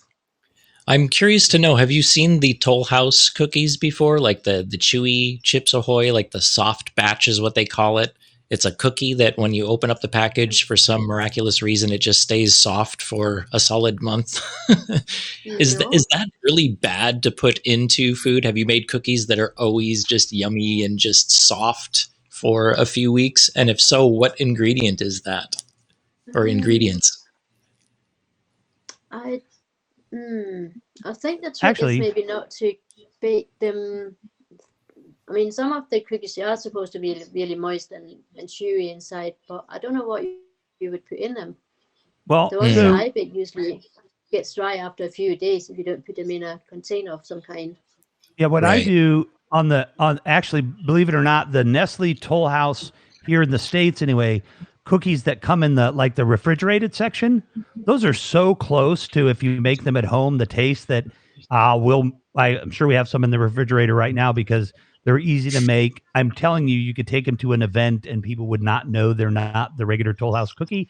They're pretty darn good. But if you get that soft cookie experience, I think what you tend to cook with is with fructose in there instead of sugar. I think the molecular structure of fructose is what can be used to make that cookie soft, but the ratio and all of that, I don't know, but I think it's fructose that kind of helps it stay soft. Anybody who knows any better out there, challenge me and let me know. It'll be just like science. You'll educate me. Yeah. Well, what did Carl Sagan say? He said, in order for you to make an apple pie, first you have to learn how to make a universe, right? I had An that apple. quote in my master's thesis. That was my opening quote. If you want to make Is it an really? apple pie, you need to make a universe from scratch. That's so good. I'll tell you which one's easier. Yeah, I figured out how to do apple pie. I haven't yet figured out how to build my own universe. Well, you don't That's know good that every time you build that apple pie, you haven't created a universe. Could be, Yeah, somewhat. something digging around in there. I like the idea of our universe being just in an atom, of another universe. Actually, doesn't make sense, but it's still kind of a cute idea, I think. And we're all so curious. I mean, I think like consciousness, like we were talking about living for 4 billion years, kind of once my kids are grown and I've been able to experience them, for a long enough period of time, I would just like to be able to go into a chamber and take all of my bodily functions down to their barest minimum and just wake up every 500 years, pop out for a few days, see what's going on, and then, grab a couple of good books and then jump back into the sleep chamber for another 500 years and do that as long as I possibly can. I think that would really be neat. It would definitely be interesting to see how the universe changes over the history and how humanity changes in hundreds of years. Lard and hydrogenated oil will keep cookies moist for months. I don't know if that's a good thing, Rogers, but that's a good thing to know. Thank you very much. Very much. And the hydrogenated oil is, not very good for you. Go ahead, CS. Oh, I was just saying it's not good for you. You said it at the same time I did. Oh yeah, definitely Partial not good for you. hydrogenation and oil and stuff. Yeah, lard. No, it's no bueno. Right. And I don't want to scare all of the people out there in the audience, but Dr. Hooper, are we going to expand into nothingness or are we going to collapse the universe? I love that question. It's just such a fun question. Like, how is the universe going to die? So we're probably not going to collapse. We used to think that the universe, so we know the universe is currently expanding, and we used to think that at some point it would stop and collapse back upon itself, and everything would essentially go back to another Big Bang. And this is nice because it could actually lead to a cyclical universe that is constantly expanding and shrinking. But we know that the universe is not only expanding, but this expansion is speeding up. So the universe is expanding faster today than it was 100 years ago. So this means that it's not likely to collapse. It's actually just going to carry on expanding outwards and outwards, which leads to two possible ways the universe could end. There's some other ones, but these are like the two most common ones to think about. If the universe carries on expanding at the same rate it is today, like this accelerated expansion, but not increasing even more, then the universe will just gradually pull itself apart slowly. Everything will move really far away. There will be no exchange of energy or no exchange of information. So we end up in a cold, desolate, empty wasteland, which is fun. This is called the heat death because it's the death of all heat. The other possibility is that the universe carries on accelerating its expansion to the point that it expands so fast that it can actually rip atoms apart, and the whole universe would be ripped apart at its seams, and everything would disintegrate. That's the big rip scenario. Oh, wow. See, I know the heat death one, I know that one, but I'd never heard of the big rip. That sounds much more fun. It does, right? The whole universe just pulling itself apart. It's so cool. Yeah, that would be cool. Let's not have it happen anytime soon, but I like that. No, this is billions of years away. We don't need to worry about it just yet. But the cool thing is, we don't know if we're heading towards a heat death or a big rip. It could be either. I have a question about the universe expansion and the correlation with human consciousness, mainly the imagination, and how most of our ideas, from what I hear, I don't know if this is actually true, but our thoughts create ripples in space and time. They just go out like a vibratory frequency, like an antennae, right? We're all antennaes. Does all of us, the billions of us on this planet, is that what's creating the universe expanding? So generally we think the problem here is that humans are just so ridiculously small and insignificant when compared to the size of the universe. that anything we do cannot really have any effect on the universe itself.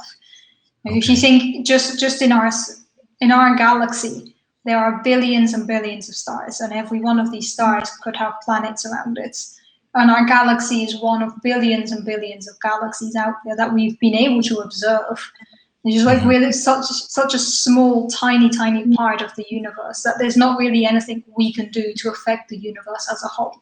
Even the solar system doesn't have any impact on the universe as a whole. So it's just like we're just this tiny, insignificant speck of carbon, and yet we're able to look around the universe and figure out what's going on out there, which is absolutely incredible. That's amazing. It's a really fun topic to think about, though. Swift Beats has a question for you, CS. What do you think of Strata VR? I think of Strata VR. I honestly know nothing about Strata VR. I'll do a quick Google search and get back to you. Look at that. Okay, one more for you, Doctor, because we're never going to run out of things to ask. So I heard the other day, I think I heard this right, that if I jump up and land, this is a gravity question, which I don't know how far afield this would be from your field, but this is a gravity question. If I jump up and then I land back on the Earth, I actually move the Earth ever so slightly away from me. Would that be true? Yeah, so it's such a small, insignificant amount, but this is something we know from Newtonian physics, that every action has its equal and opposite reaction. So if you push on the table is also pushing on you. So in the same way that if you jump on the planet, you are going to do a small amount of force. Now, you're never ever going to be able to move it because, again, you're this tiny little human on this giant planet. So you're never going to be able to do anything real to it. But there is this exchange of forces. So in the same way, when the Earth pushes you to hold you up, you're also pushing on the Earth. It's always a fun question of what would happen if everybody jumped at exactly the same time. And that would be absolutely nothing, probably. Absolutely nothing, I think, is the answer. Yeah, because I think so too. I heard something interesting about Chuck Norris, though. When he does push-ups, he's not pushing his body away from the planet. He's actually pushing the planet away from him. Yeah, that makes sense. There you go. Anyone can do it, Swift Beat says, finally, I found something C.S. Murphy doesn't know. LOL, joking. But yes, Swift Beats, you can quiz me all day long and you'll find plenty that I don't know about. Feel free. Yeah, for sure. I am just entirely fascinated by cooking VR and cosmology. Are you actually, you're a physicist, and do you have a specialty in cosmology, or did I just catch you on Cosmology Day? No, my speciality is cosmology. So my bachelor's degree is in physics. My master's degree is in astroparticle physics and cosmology. And my PhD is in cosmology. So gradually getting more and more specialized. So I am a theoretical physicist, but I focus on cosmology. Oh, wow. That's the coolest. I think only 2% of people in the world are PhDs, and that only about how many theoretical physicists do you think there are? Probably a couple of thousands. Wow, that's a pretty exclusive club. So, have you been at CERN before or anything like that? Worked there or anything? I was just thinking a couple thousand is probably just in terms of cosmology. If we look at all the theoretical physicists, we're probably up to about 30, 40, maybe 50,000. But I'm really guessing these numbers here. Yeah. I never definitely kind of thought about that either. Have you ever, like I was telling you, I engaged, much to my wife at that time, chagrin, Dr. Kip Thorne in a 10-minute conversation and, hogged the whole audience. But have you encountered, well, let me say this too. I mean, have you encountered anybody that you have looked up to, or have you encountered anybody that you kind of go fangirl on when you've met them? Has any of that happened so far? Yeah, that actually happened once. And then I got into a physics debate with them. That was fun. So to answer the first question, I've never worked at CERN. I actually applied for a job at CERN at some point, but didn't work out. But I've never worked at CERN. A lot of physicists actually haven't worked at CERN. So I would imagine, yeah. Spread out all over the world. But the good thing is we have these international conferences, and sometimes you get people turn up and you think, whoa, I've read like all of their papers and all of their books, and now they're here. And it is kind of a starstruck moment when you meet people like that. And I've also been able to meet some Nobel Prize winners like that. And it's always that moment of, should I go say hi? And then you just get over that and walk up like, hi, I work on this topic, nice to meet you. And usually everyone's super friendly and happy to chat. So I think every young scientist gets starstruck at some conference, like, oh my God, this person's here. And then we go chat to them and realize that they're just like us. And it's always good fun. That is good. Yeah, it is fun to meet those people.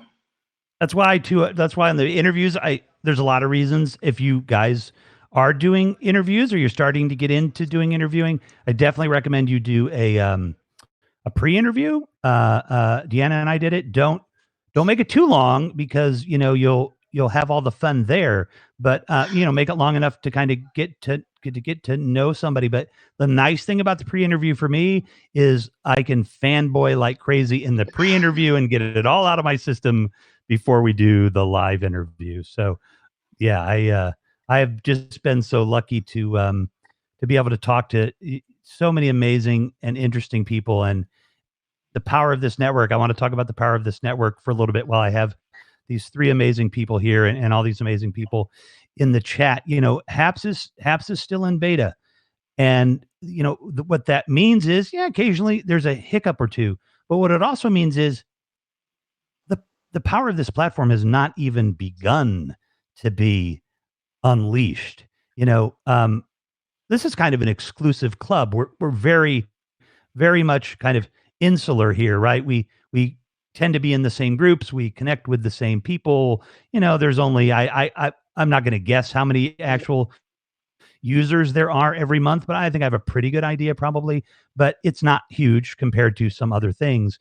And this platform, when it goes live, it's going to explode, and there's going to be just massive amount, I think, of people that will be on here, and there'll be so many new discoveries. And I want to make sure everybody kind of knows how this platform works. If you're on another platform, please come over to HAPS. If you're on Periscope, you need to come over to HAPS. You have to change. Right. And if you strictly just want to watch and view and maybe participate in the chat, one of the reasons that I really want you to come over here is because as this platform is getting put together, on a lot of these platforms, this one included, you've got what's, everybody's always upset about the comment delay, the chat delay, right?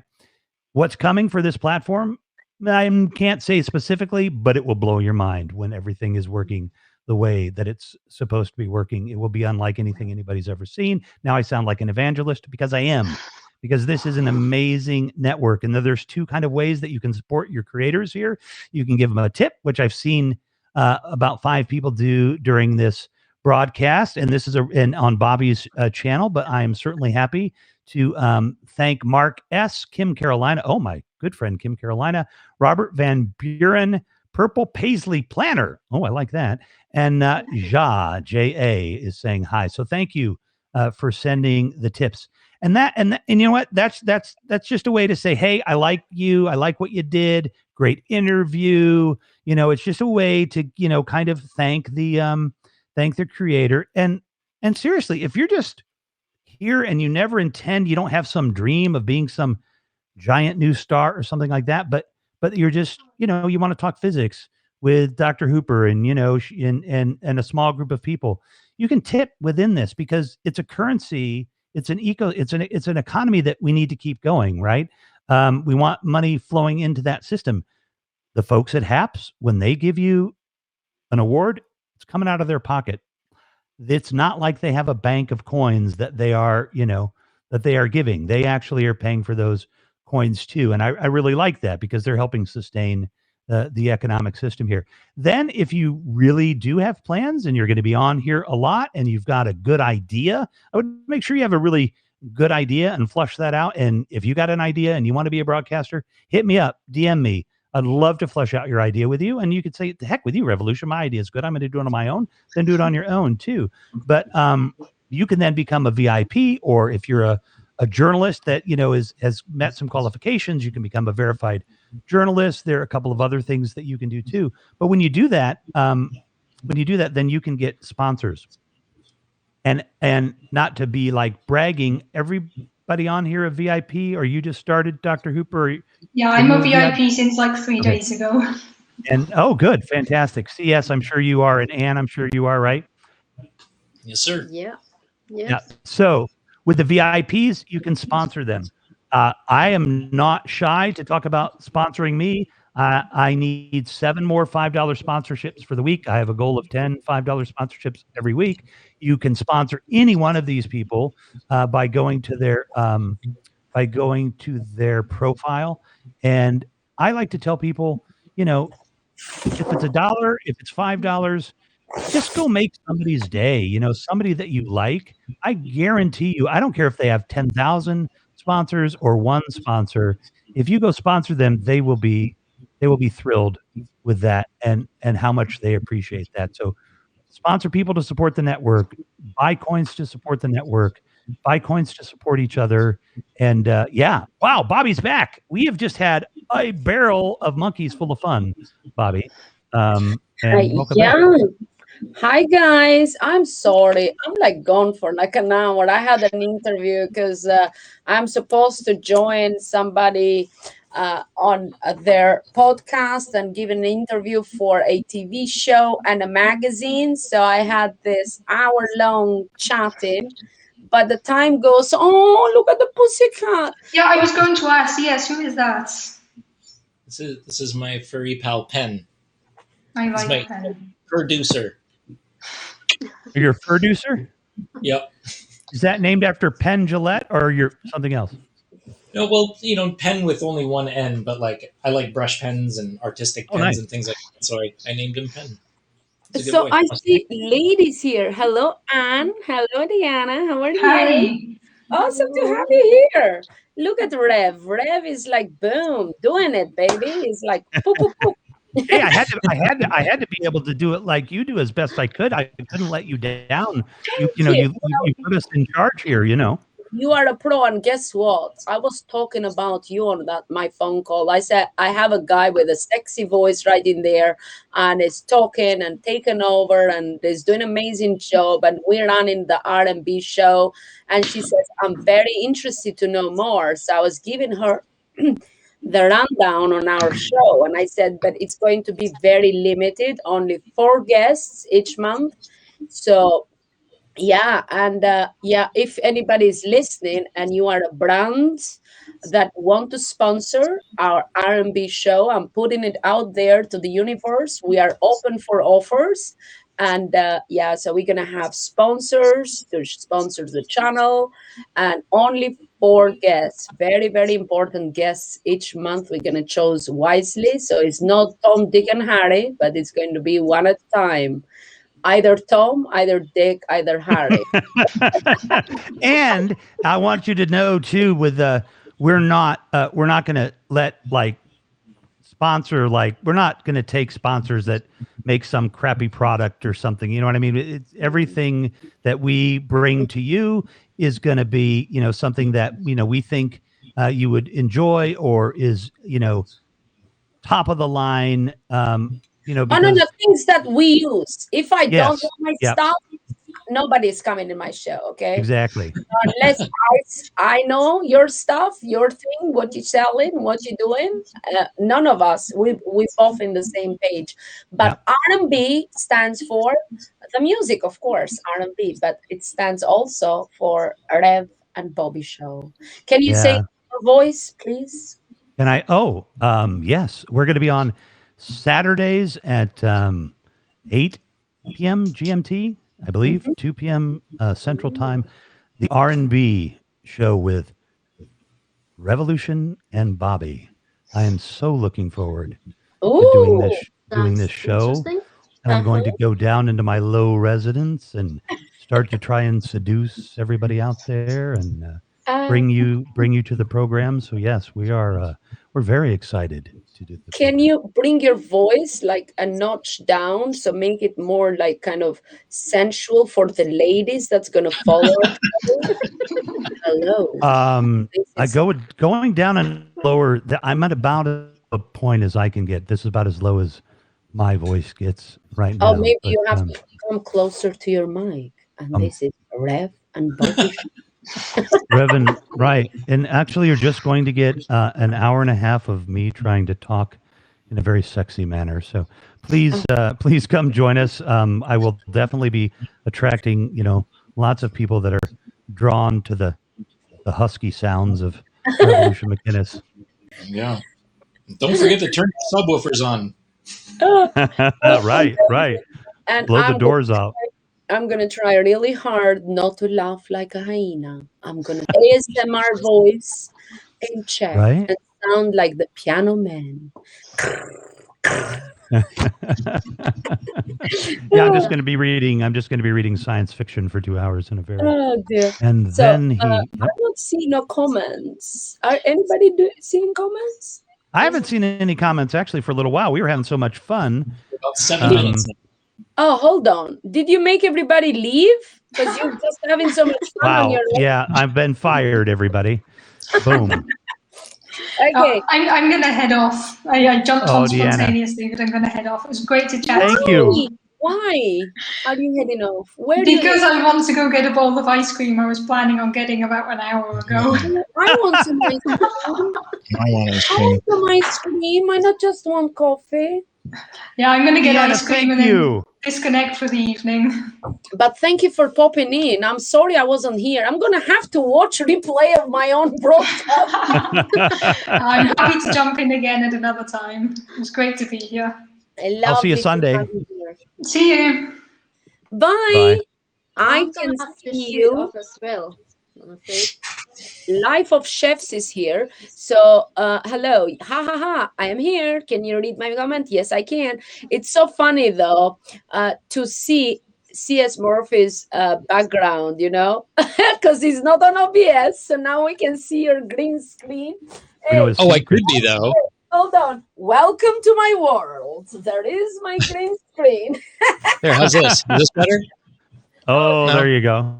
So what I do, I like kind of put it here, but I have so many paintings. It's so uncomfortable. And last time, right, it fell on my head. So I'm like, during broadcast, pushing with my head like this, because the whole thing, just fell out. Yeah, but you see how good that is?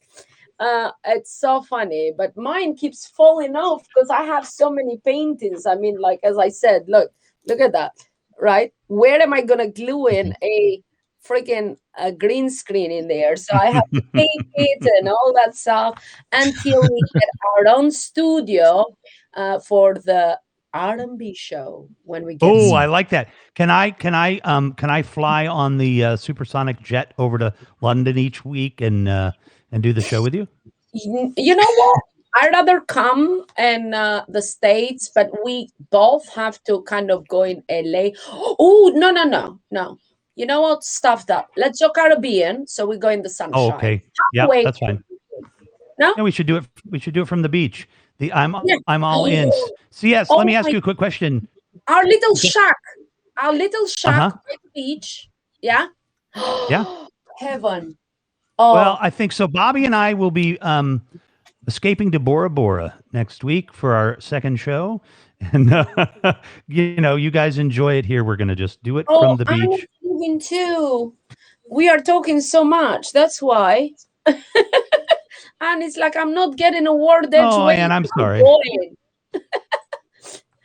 No, that's not the case at all. But I've got things to do before I head to. I'm having an early night tonight. Oh, I okay. got pretty late last night. Great to see you, Ann. Thank you for the stopping by. invitation, Rev. And Oh, you're very welcome. I'm not going to watch your show on Saturday because I'm not home, but I'll watch the replay. Are you going somewhere nice on Saturday? I'm going to my friend's birthday. Oh, nice. Mhm. Happy birthday to your friend. Thank you. Yeah. Thank you. Very nice. That's Hey, good. CS, real So- quick.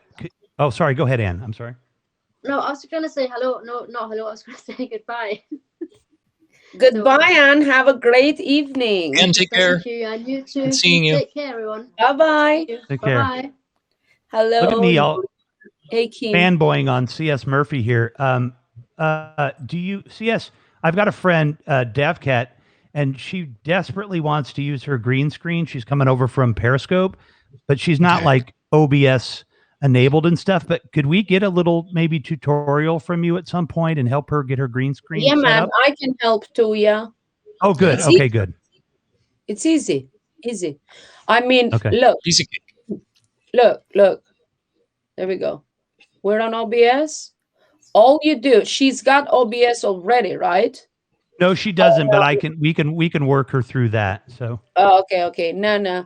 It will have to be proper from the OBS. Probably, yeah, I'll let CS Murphy will explain in his, but I have done a tutorial on the hops, and people were asking about OBS. I'm going to put something together for OBS as well, but I know that CS Murphy has.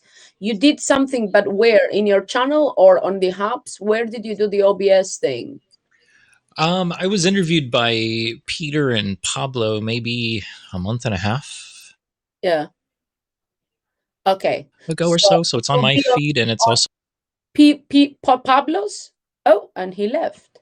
Oh, and he's back. So we got disconnected there for a second.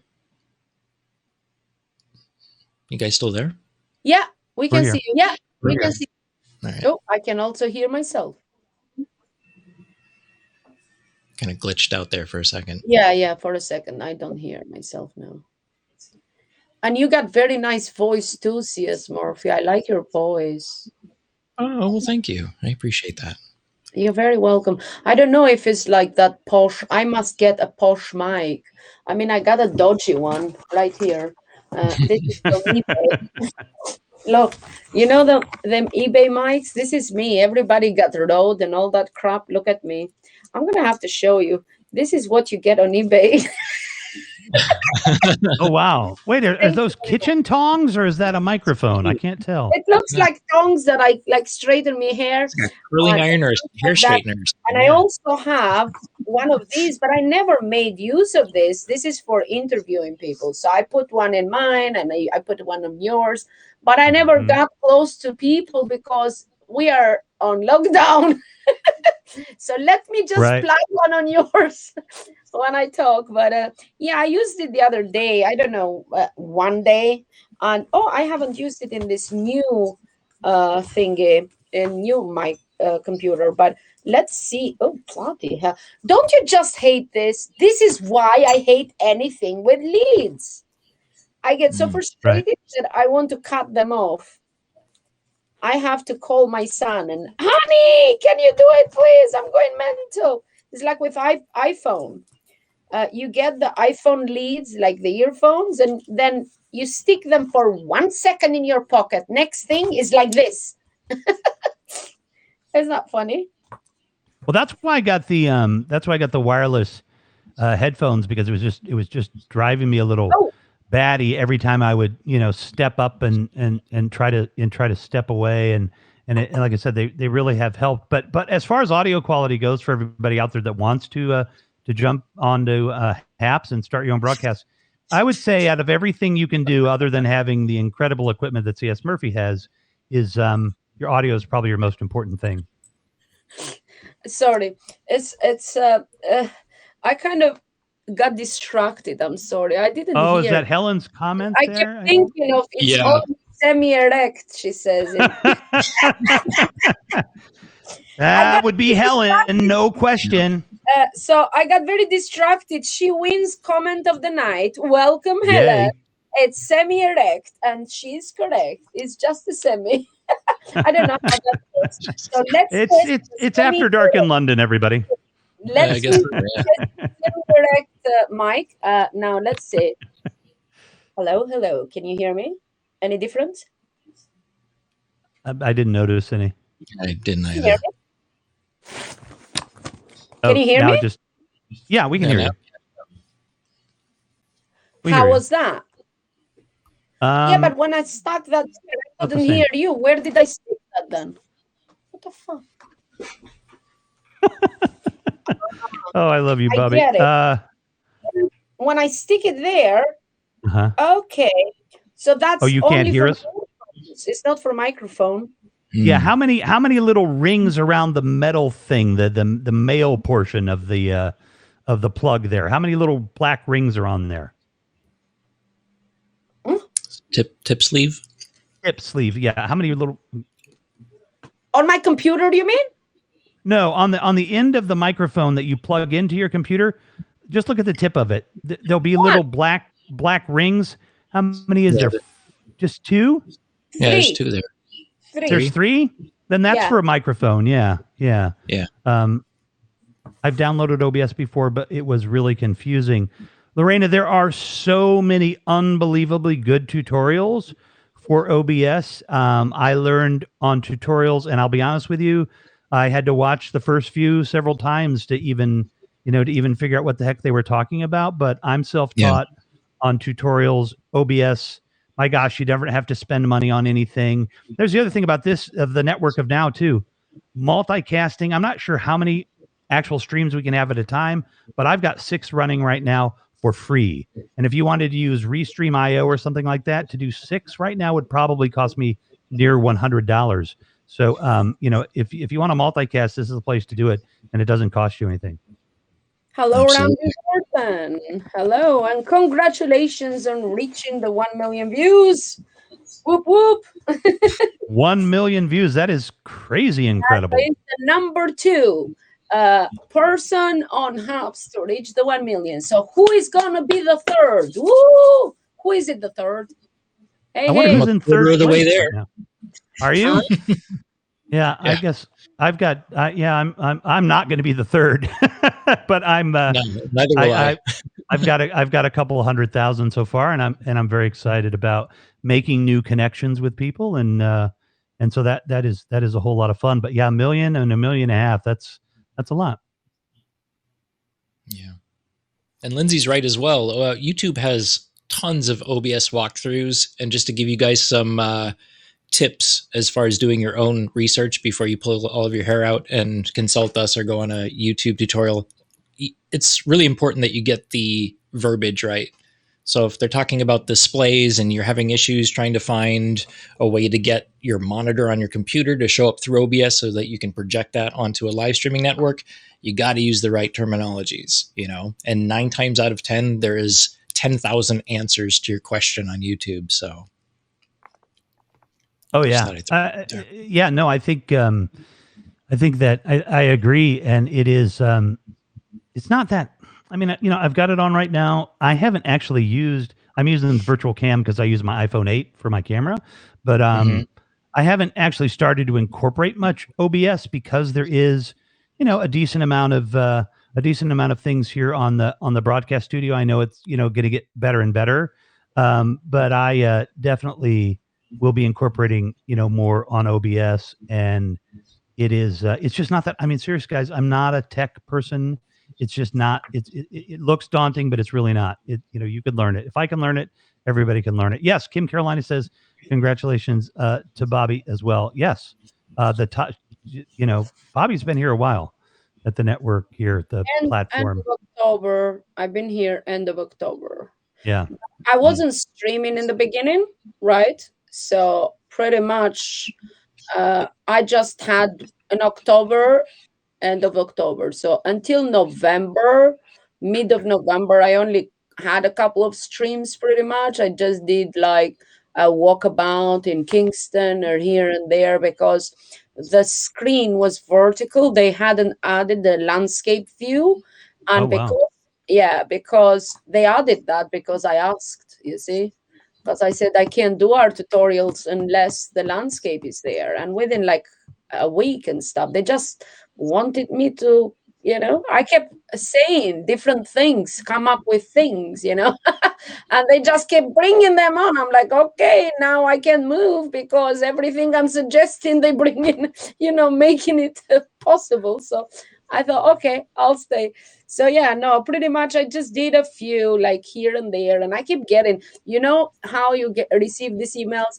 Well, hello, you haven't streamed for like a week. When will we be able to see you next? When is you gonna be next broadcast? So I keep getting these messages, and I'm like, okay, I'm gonna go and do something. And I did kind of, I don't know, drawing or what have you. But my life changed when I kind of got the landscape view, and they added, how the broadcast studio was. And I learned about broadcast studio and sharing videos and stuff. So I was sharing videos and replays and stuff from my Periscope. And once I got more organized and I got my new computer and all that, now is life changing, because it's the quality of the camera is better, the quality of audio is better, and everything. So I thought I'm going to bring myself, level up a bit. Boom, boom. So got the artist group going and collaborations, and thought of getting more guests in for my coffee chat, because yes, I know people love my coffee chats, but just chatting with me all the time, I know it would get boring sometime, guys. We had 6 years of it. So I thought maybe I could use my platform to highlight other people's achievements and their life story, and giving a platform to people to just share their knowledge with my community and with the wide world web, pretty much, because there's so many platforms you share from hubs that you reach potentially so many people, and that is cross promotion as well, because you invite other people and they share. And so I think hubs is awesome. I was told yet early today, so Chocolate Johnny was telling me that well, also isn't you, and you're not OBS. Yes, I am on OBS right now. Hello. So yeah, pretty much. Chocolate Johnny was telling me that Instagram is doing Insta Live now, that you can bring people in, right? And he said, oh, it could be a little bit of a competition with hubs and all that. Oh, okay. And I'm like, no, it's not, because still you can bring people from Instagram. You're not going to be able to multi-stream to all platforms. And I never liked IG anyway. So that is not going to impact me at all. So yeah. Hey, so we've been on for 2 hours 17. Hold on, I'm trying Wow. Yeah, I know. Time flies when you're having fun, for sure. For sure. The CS Murphy, what do you got coming up? Like, when's your next broadcast, buddy? Whenever I got off this. I'm just kidding. No, it's going to go on at 12, but, I'm enjoying the conversation and the company, so I figured I would just stick around. I don't have anything scheduled yet. It's just Monday and Tuesdays are my scheduled HAPS performances, but I'll jump on at some point. I've got a weird kind of piece that I'm working on in VR that I'll continue to do a little bit later on. But yeah, I should be on in about an hour or so. Cool. Yeah. And I just got your message. Cool. I'm so sorry about the late reply here on HAPS, but I was looking through my Twitter yesterday, and I got your invite to go on your show. I don't normally get messages on Twitter, which is why I didn't respond promptly. But yes, let's set that up for sure as well. Yeah, for sure. That's going to be fun. Yeah. Look how comfortable you look there. Today I have jeans on, so I can't put my top. So I'll be cool staying like that. But usually I'm in my pajamas. So I got my star or llama pajamas usually. So I want llama pajamas. Yeah, I have a llama pajamas. It's so funny that Hubs has llama and my birth animal is llama. So it's, kind of... it's meant to be this marriage with Hubs, pretty much. Yeah. I would admit, and I want to tell all the men out there that the women have been keeping a secret from you, and it is the secret called tights. Hey Google, stop. it's called tights, or I don't know what they're actually called. Like, because I use them for my biking, right, to keep my legs warm.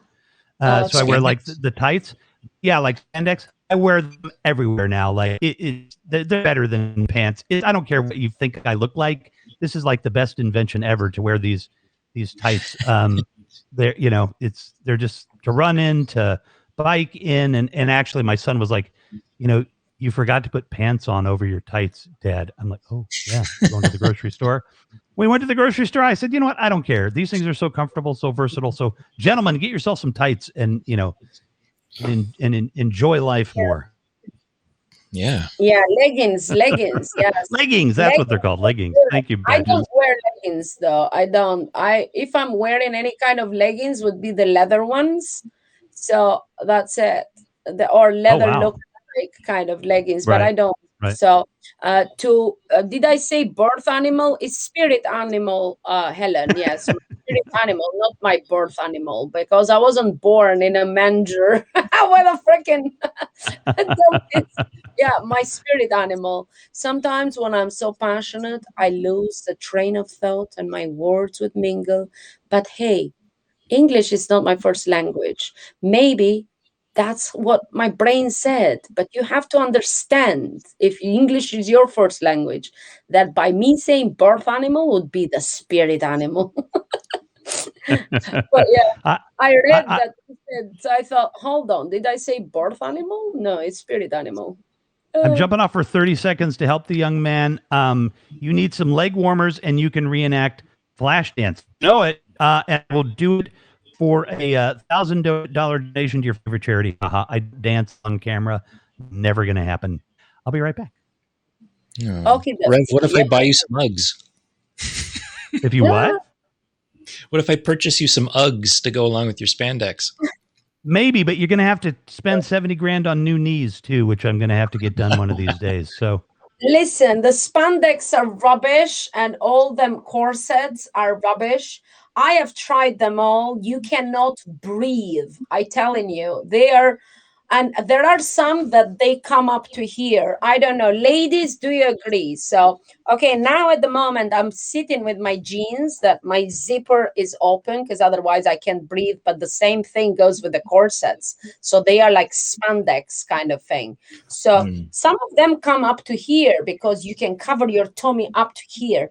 They are so rubbish because you just move about a couple of times and it rolls all the way down, so it's cutting you right here and your tummy is bulging. It's so horrible. Oh my God, Totally feel you, Bobby.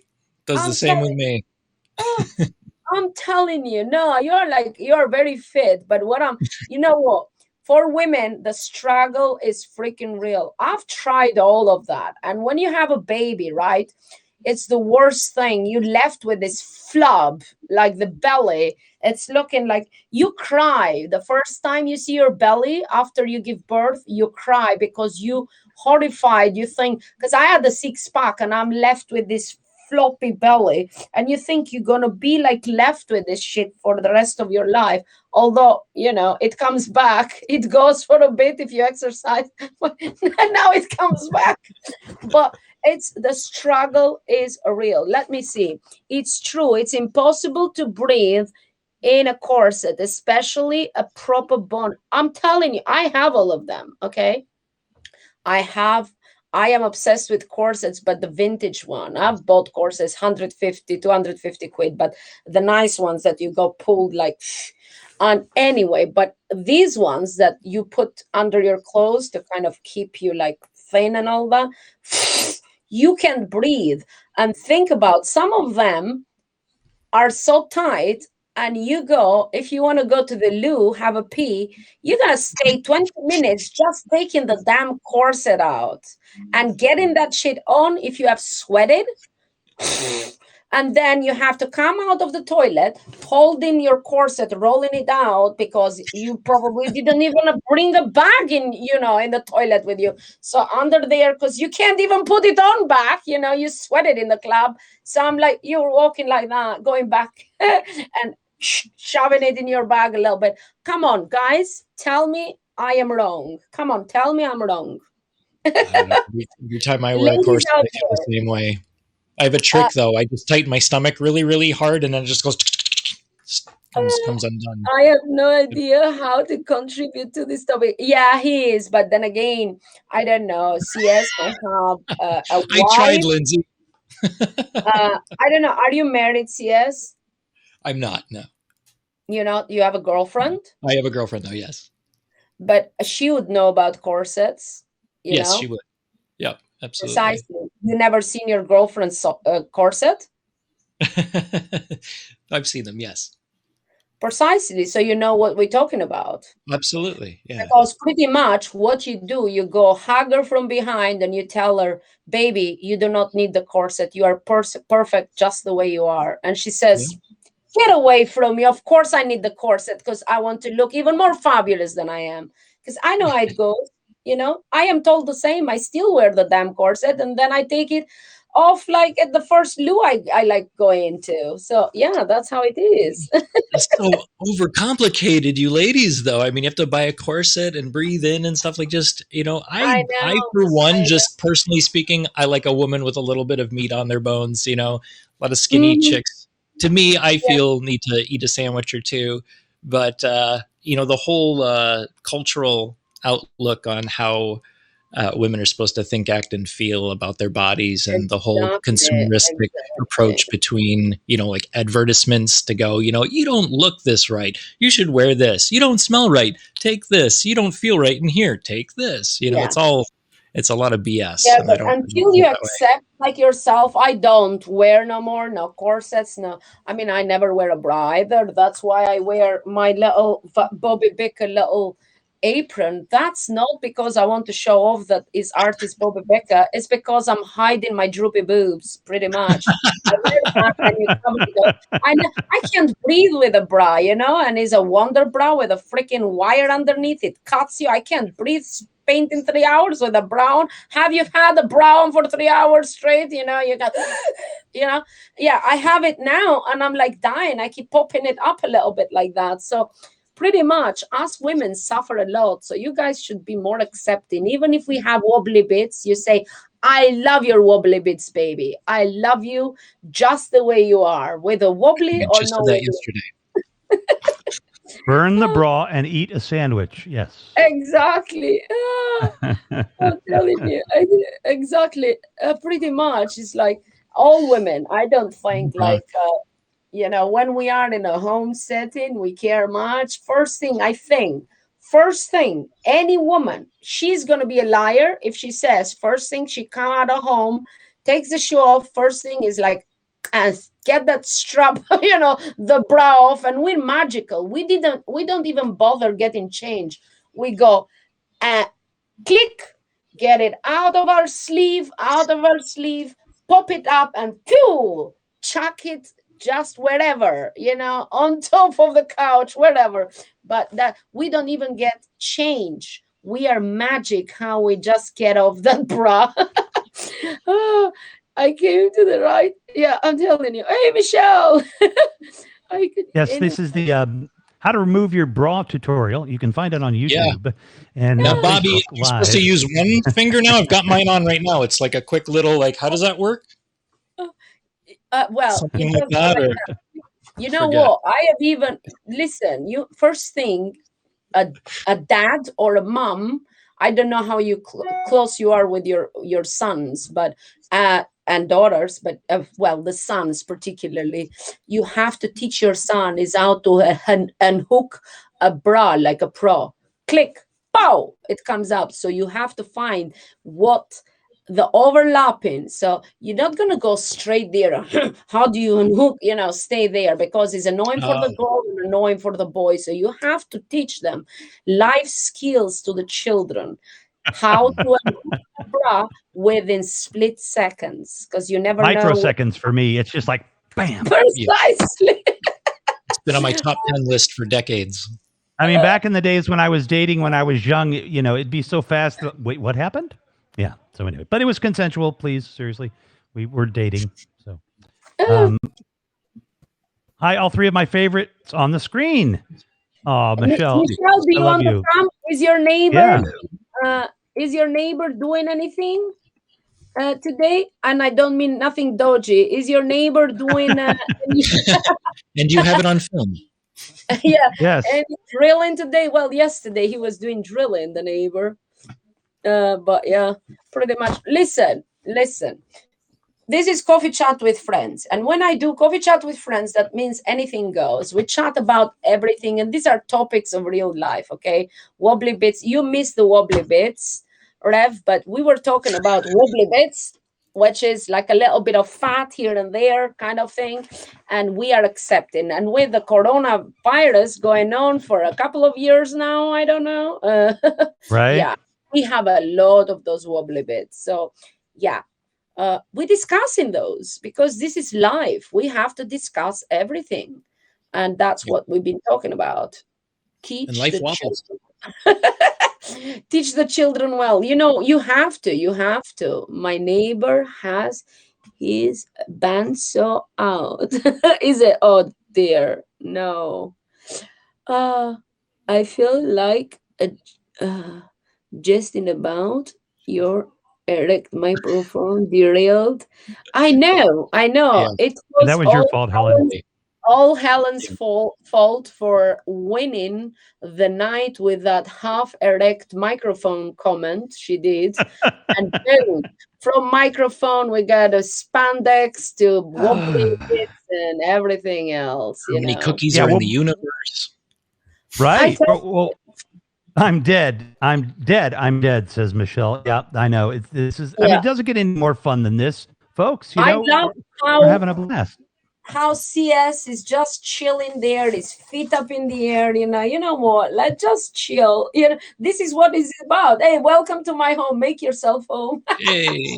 Yeah, just like get your feet on the table. Yeah, what's up, dude? It's just poor Rev. Rev is always very professional right there with his headphones and all that stuff. I'm tapping my head. I'm doing tapping. And actually quickly too, because I was about to mention it for folks when we were talking about before the erect microphone or the semi-erect microphone came up. I was going to mention that a really good mic so here's a big mistake people make. Again, I think audio is your most important thing. You can get away with a camera that's not quite as good if you spend a little money on the audio. I think that's a little, that's my personal opinion. But if you want a modestly priced microphone, if you run out and buy $100 microphone, it's going to be omnidirectional. Sound's going to come from everywhere. Your kid's walking around. It'll drive you crazy. But if you spend I think it's $230 American, so save up a little and get the Rode Procaster, a mic like that. That's like a cardioid, it's got a pattern this mic does where you basically took right down the middle of it. That's where it gets the sound. It doesn't get much sound from the front or from behind you or from the side. It's directional. You want a directional microphone. That's going to make a huge difference. I need to put some sound deadening stuff in here, but I can get away with it with this microphone. Yeah, but I mean, it depends. Like my camera, the Logitech C922 it's got a good mic.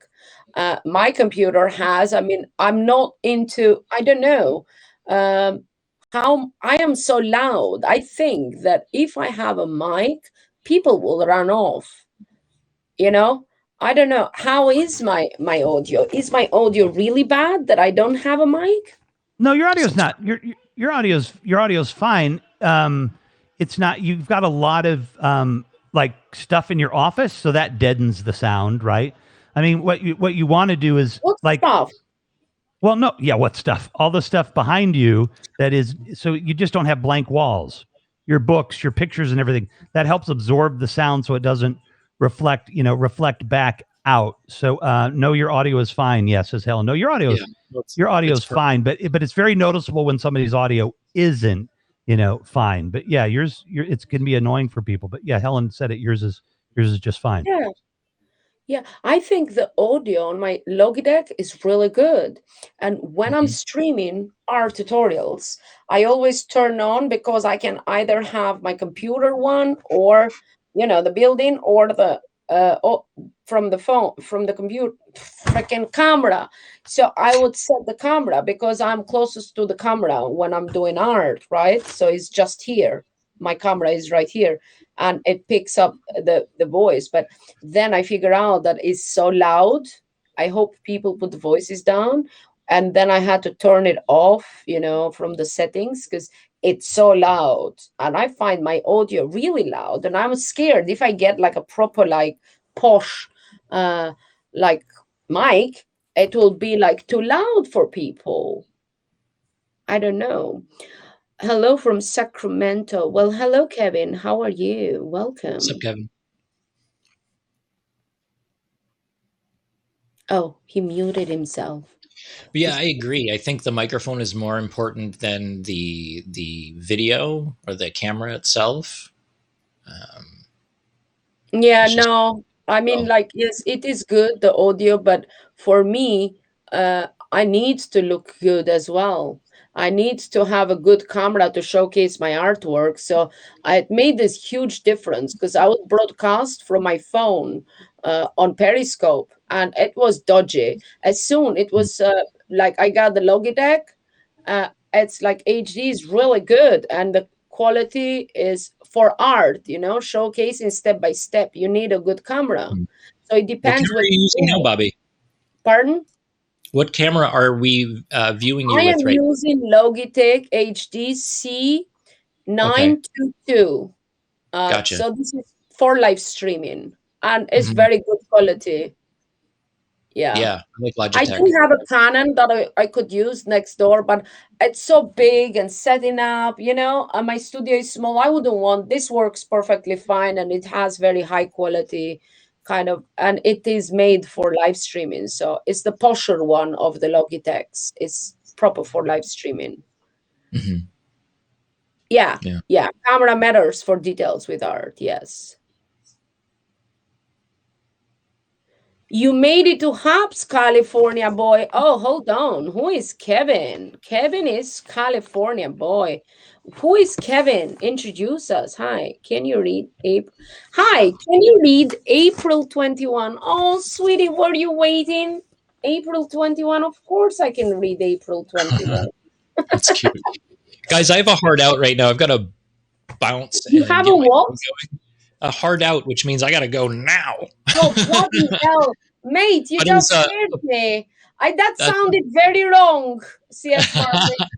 No, a hard out means, yeah. Can you Hey. say that is a naughty Sorry about thing that. you just said? Yes. No, and- not really. and- Well, it depends on your mind, right? Yes. Well, Well, my mind is very dirty and my imagination runs wild. taken. I mean, like, she kind of just said one sentence, half erect microphone, and my mind was racing.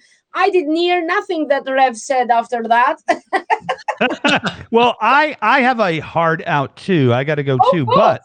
But ask Helen about the way that I handled my microphone one day. Well, that one got a lot of views. But I got to go as well, Bobby. So awesome. Great conversation earlier in the day. I look forward to talking to you soon. CS, great to see you again. Thank you, Likewise, sir. everybody. Thank for you watching. so much, guys, for being here. I am going to read the April 21 because I feel bad. And then I'm going to end this too because I have a phone call right now. My sisters are calling, if you see. It's the Super Women Club, is me and my sisters, because that's what we are. And yeah, I'm going to take my night with that. And I have an IT guy that is going to take over my computer, install some programs on my new computer. So I'm going to get on with that. And it's 8, I don't know, probably will miss doing art tonight, take a chill, I don't know, or maybe go. I don't know what I'm going to do. But thank you so much, though, Rev and CS Murphy, for being here and running the show pretty much, you know? Well, thanks for letting us do it, Bobby, and much love to everybody. And I will see you all. This is a soft out, says Badges. And on that note, I'll see you guys all later. Bye. Have a good evening. Bye. Bye, guys. Bye. Okay, let's go to April 21st. Oprah Move, it says. Let me put the green screen kind of here because now my thing become. So this is your color. And it says ambitious, deal maker, and stoic. If you were born in this day, Knowledge is very important to you. You like to learn and relay information. You are persuasive, and people often like you and look to you for guidance. You are visual and have a good eye for beauty and art. Making deals and making social and being social may come easy to you. That's you. There we go. Okay, I'm off. My sisters are waiting for me. I have my IT guy meeting because otherwise he's never gonna install. I need the Office package because I got a MacBook Pro M1 chip, right? And I don't have no apps. Like I have all the Office, the Word, and Excel and stuff, and my Adobe suite and my other Mac, but I have nothing here. Okay. And now I'm stuffed because I can't do editing on my Photoshop. I can't do even write something on Word. So yeah, I am a little bit stuffed. So I needed help. So my sister is sorting that out for me. So with that said, love you all. Have a good evening. I don't know if because it's 9 o'clock now. I don't know. Maybe it's too late. We already spend a lot of time and a little break from art. It's fine. But tomorrow night, 8 p.m. GMT, kind of like now, but an hour before now, I'll be having an amazing guest. So join me tomorrow night, please. I have Pitula, which is amazing makeup artist, a celebrity makeup artist. And join me live. So yeah, she's the makeup artist of Robin Roberts from Good Morning America on ABC for 15 years, but amazing lady, like beautiful soul. And she's going to inspire and uplift you. Okay, so join me then, 8 p.m. GMT. I'm going to put the schedule post. And on Saturday, I got another amazing guest at 8 p.m. GMT. Yeah, he's on another level. He's going to take you on a journey that you only dreamed of. Okay, with that said, big love. Stay blessed and take care of yourself and each other. Bye.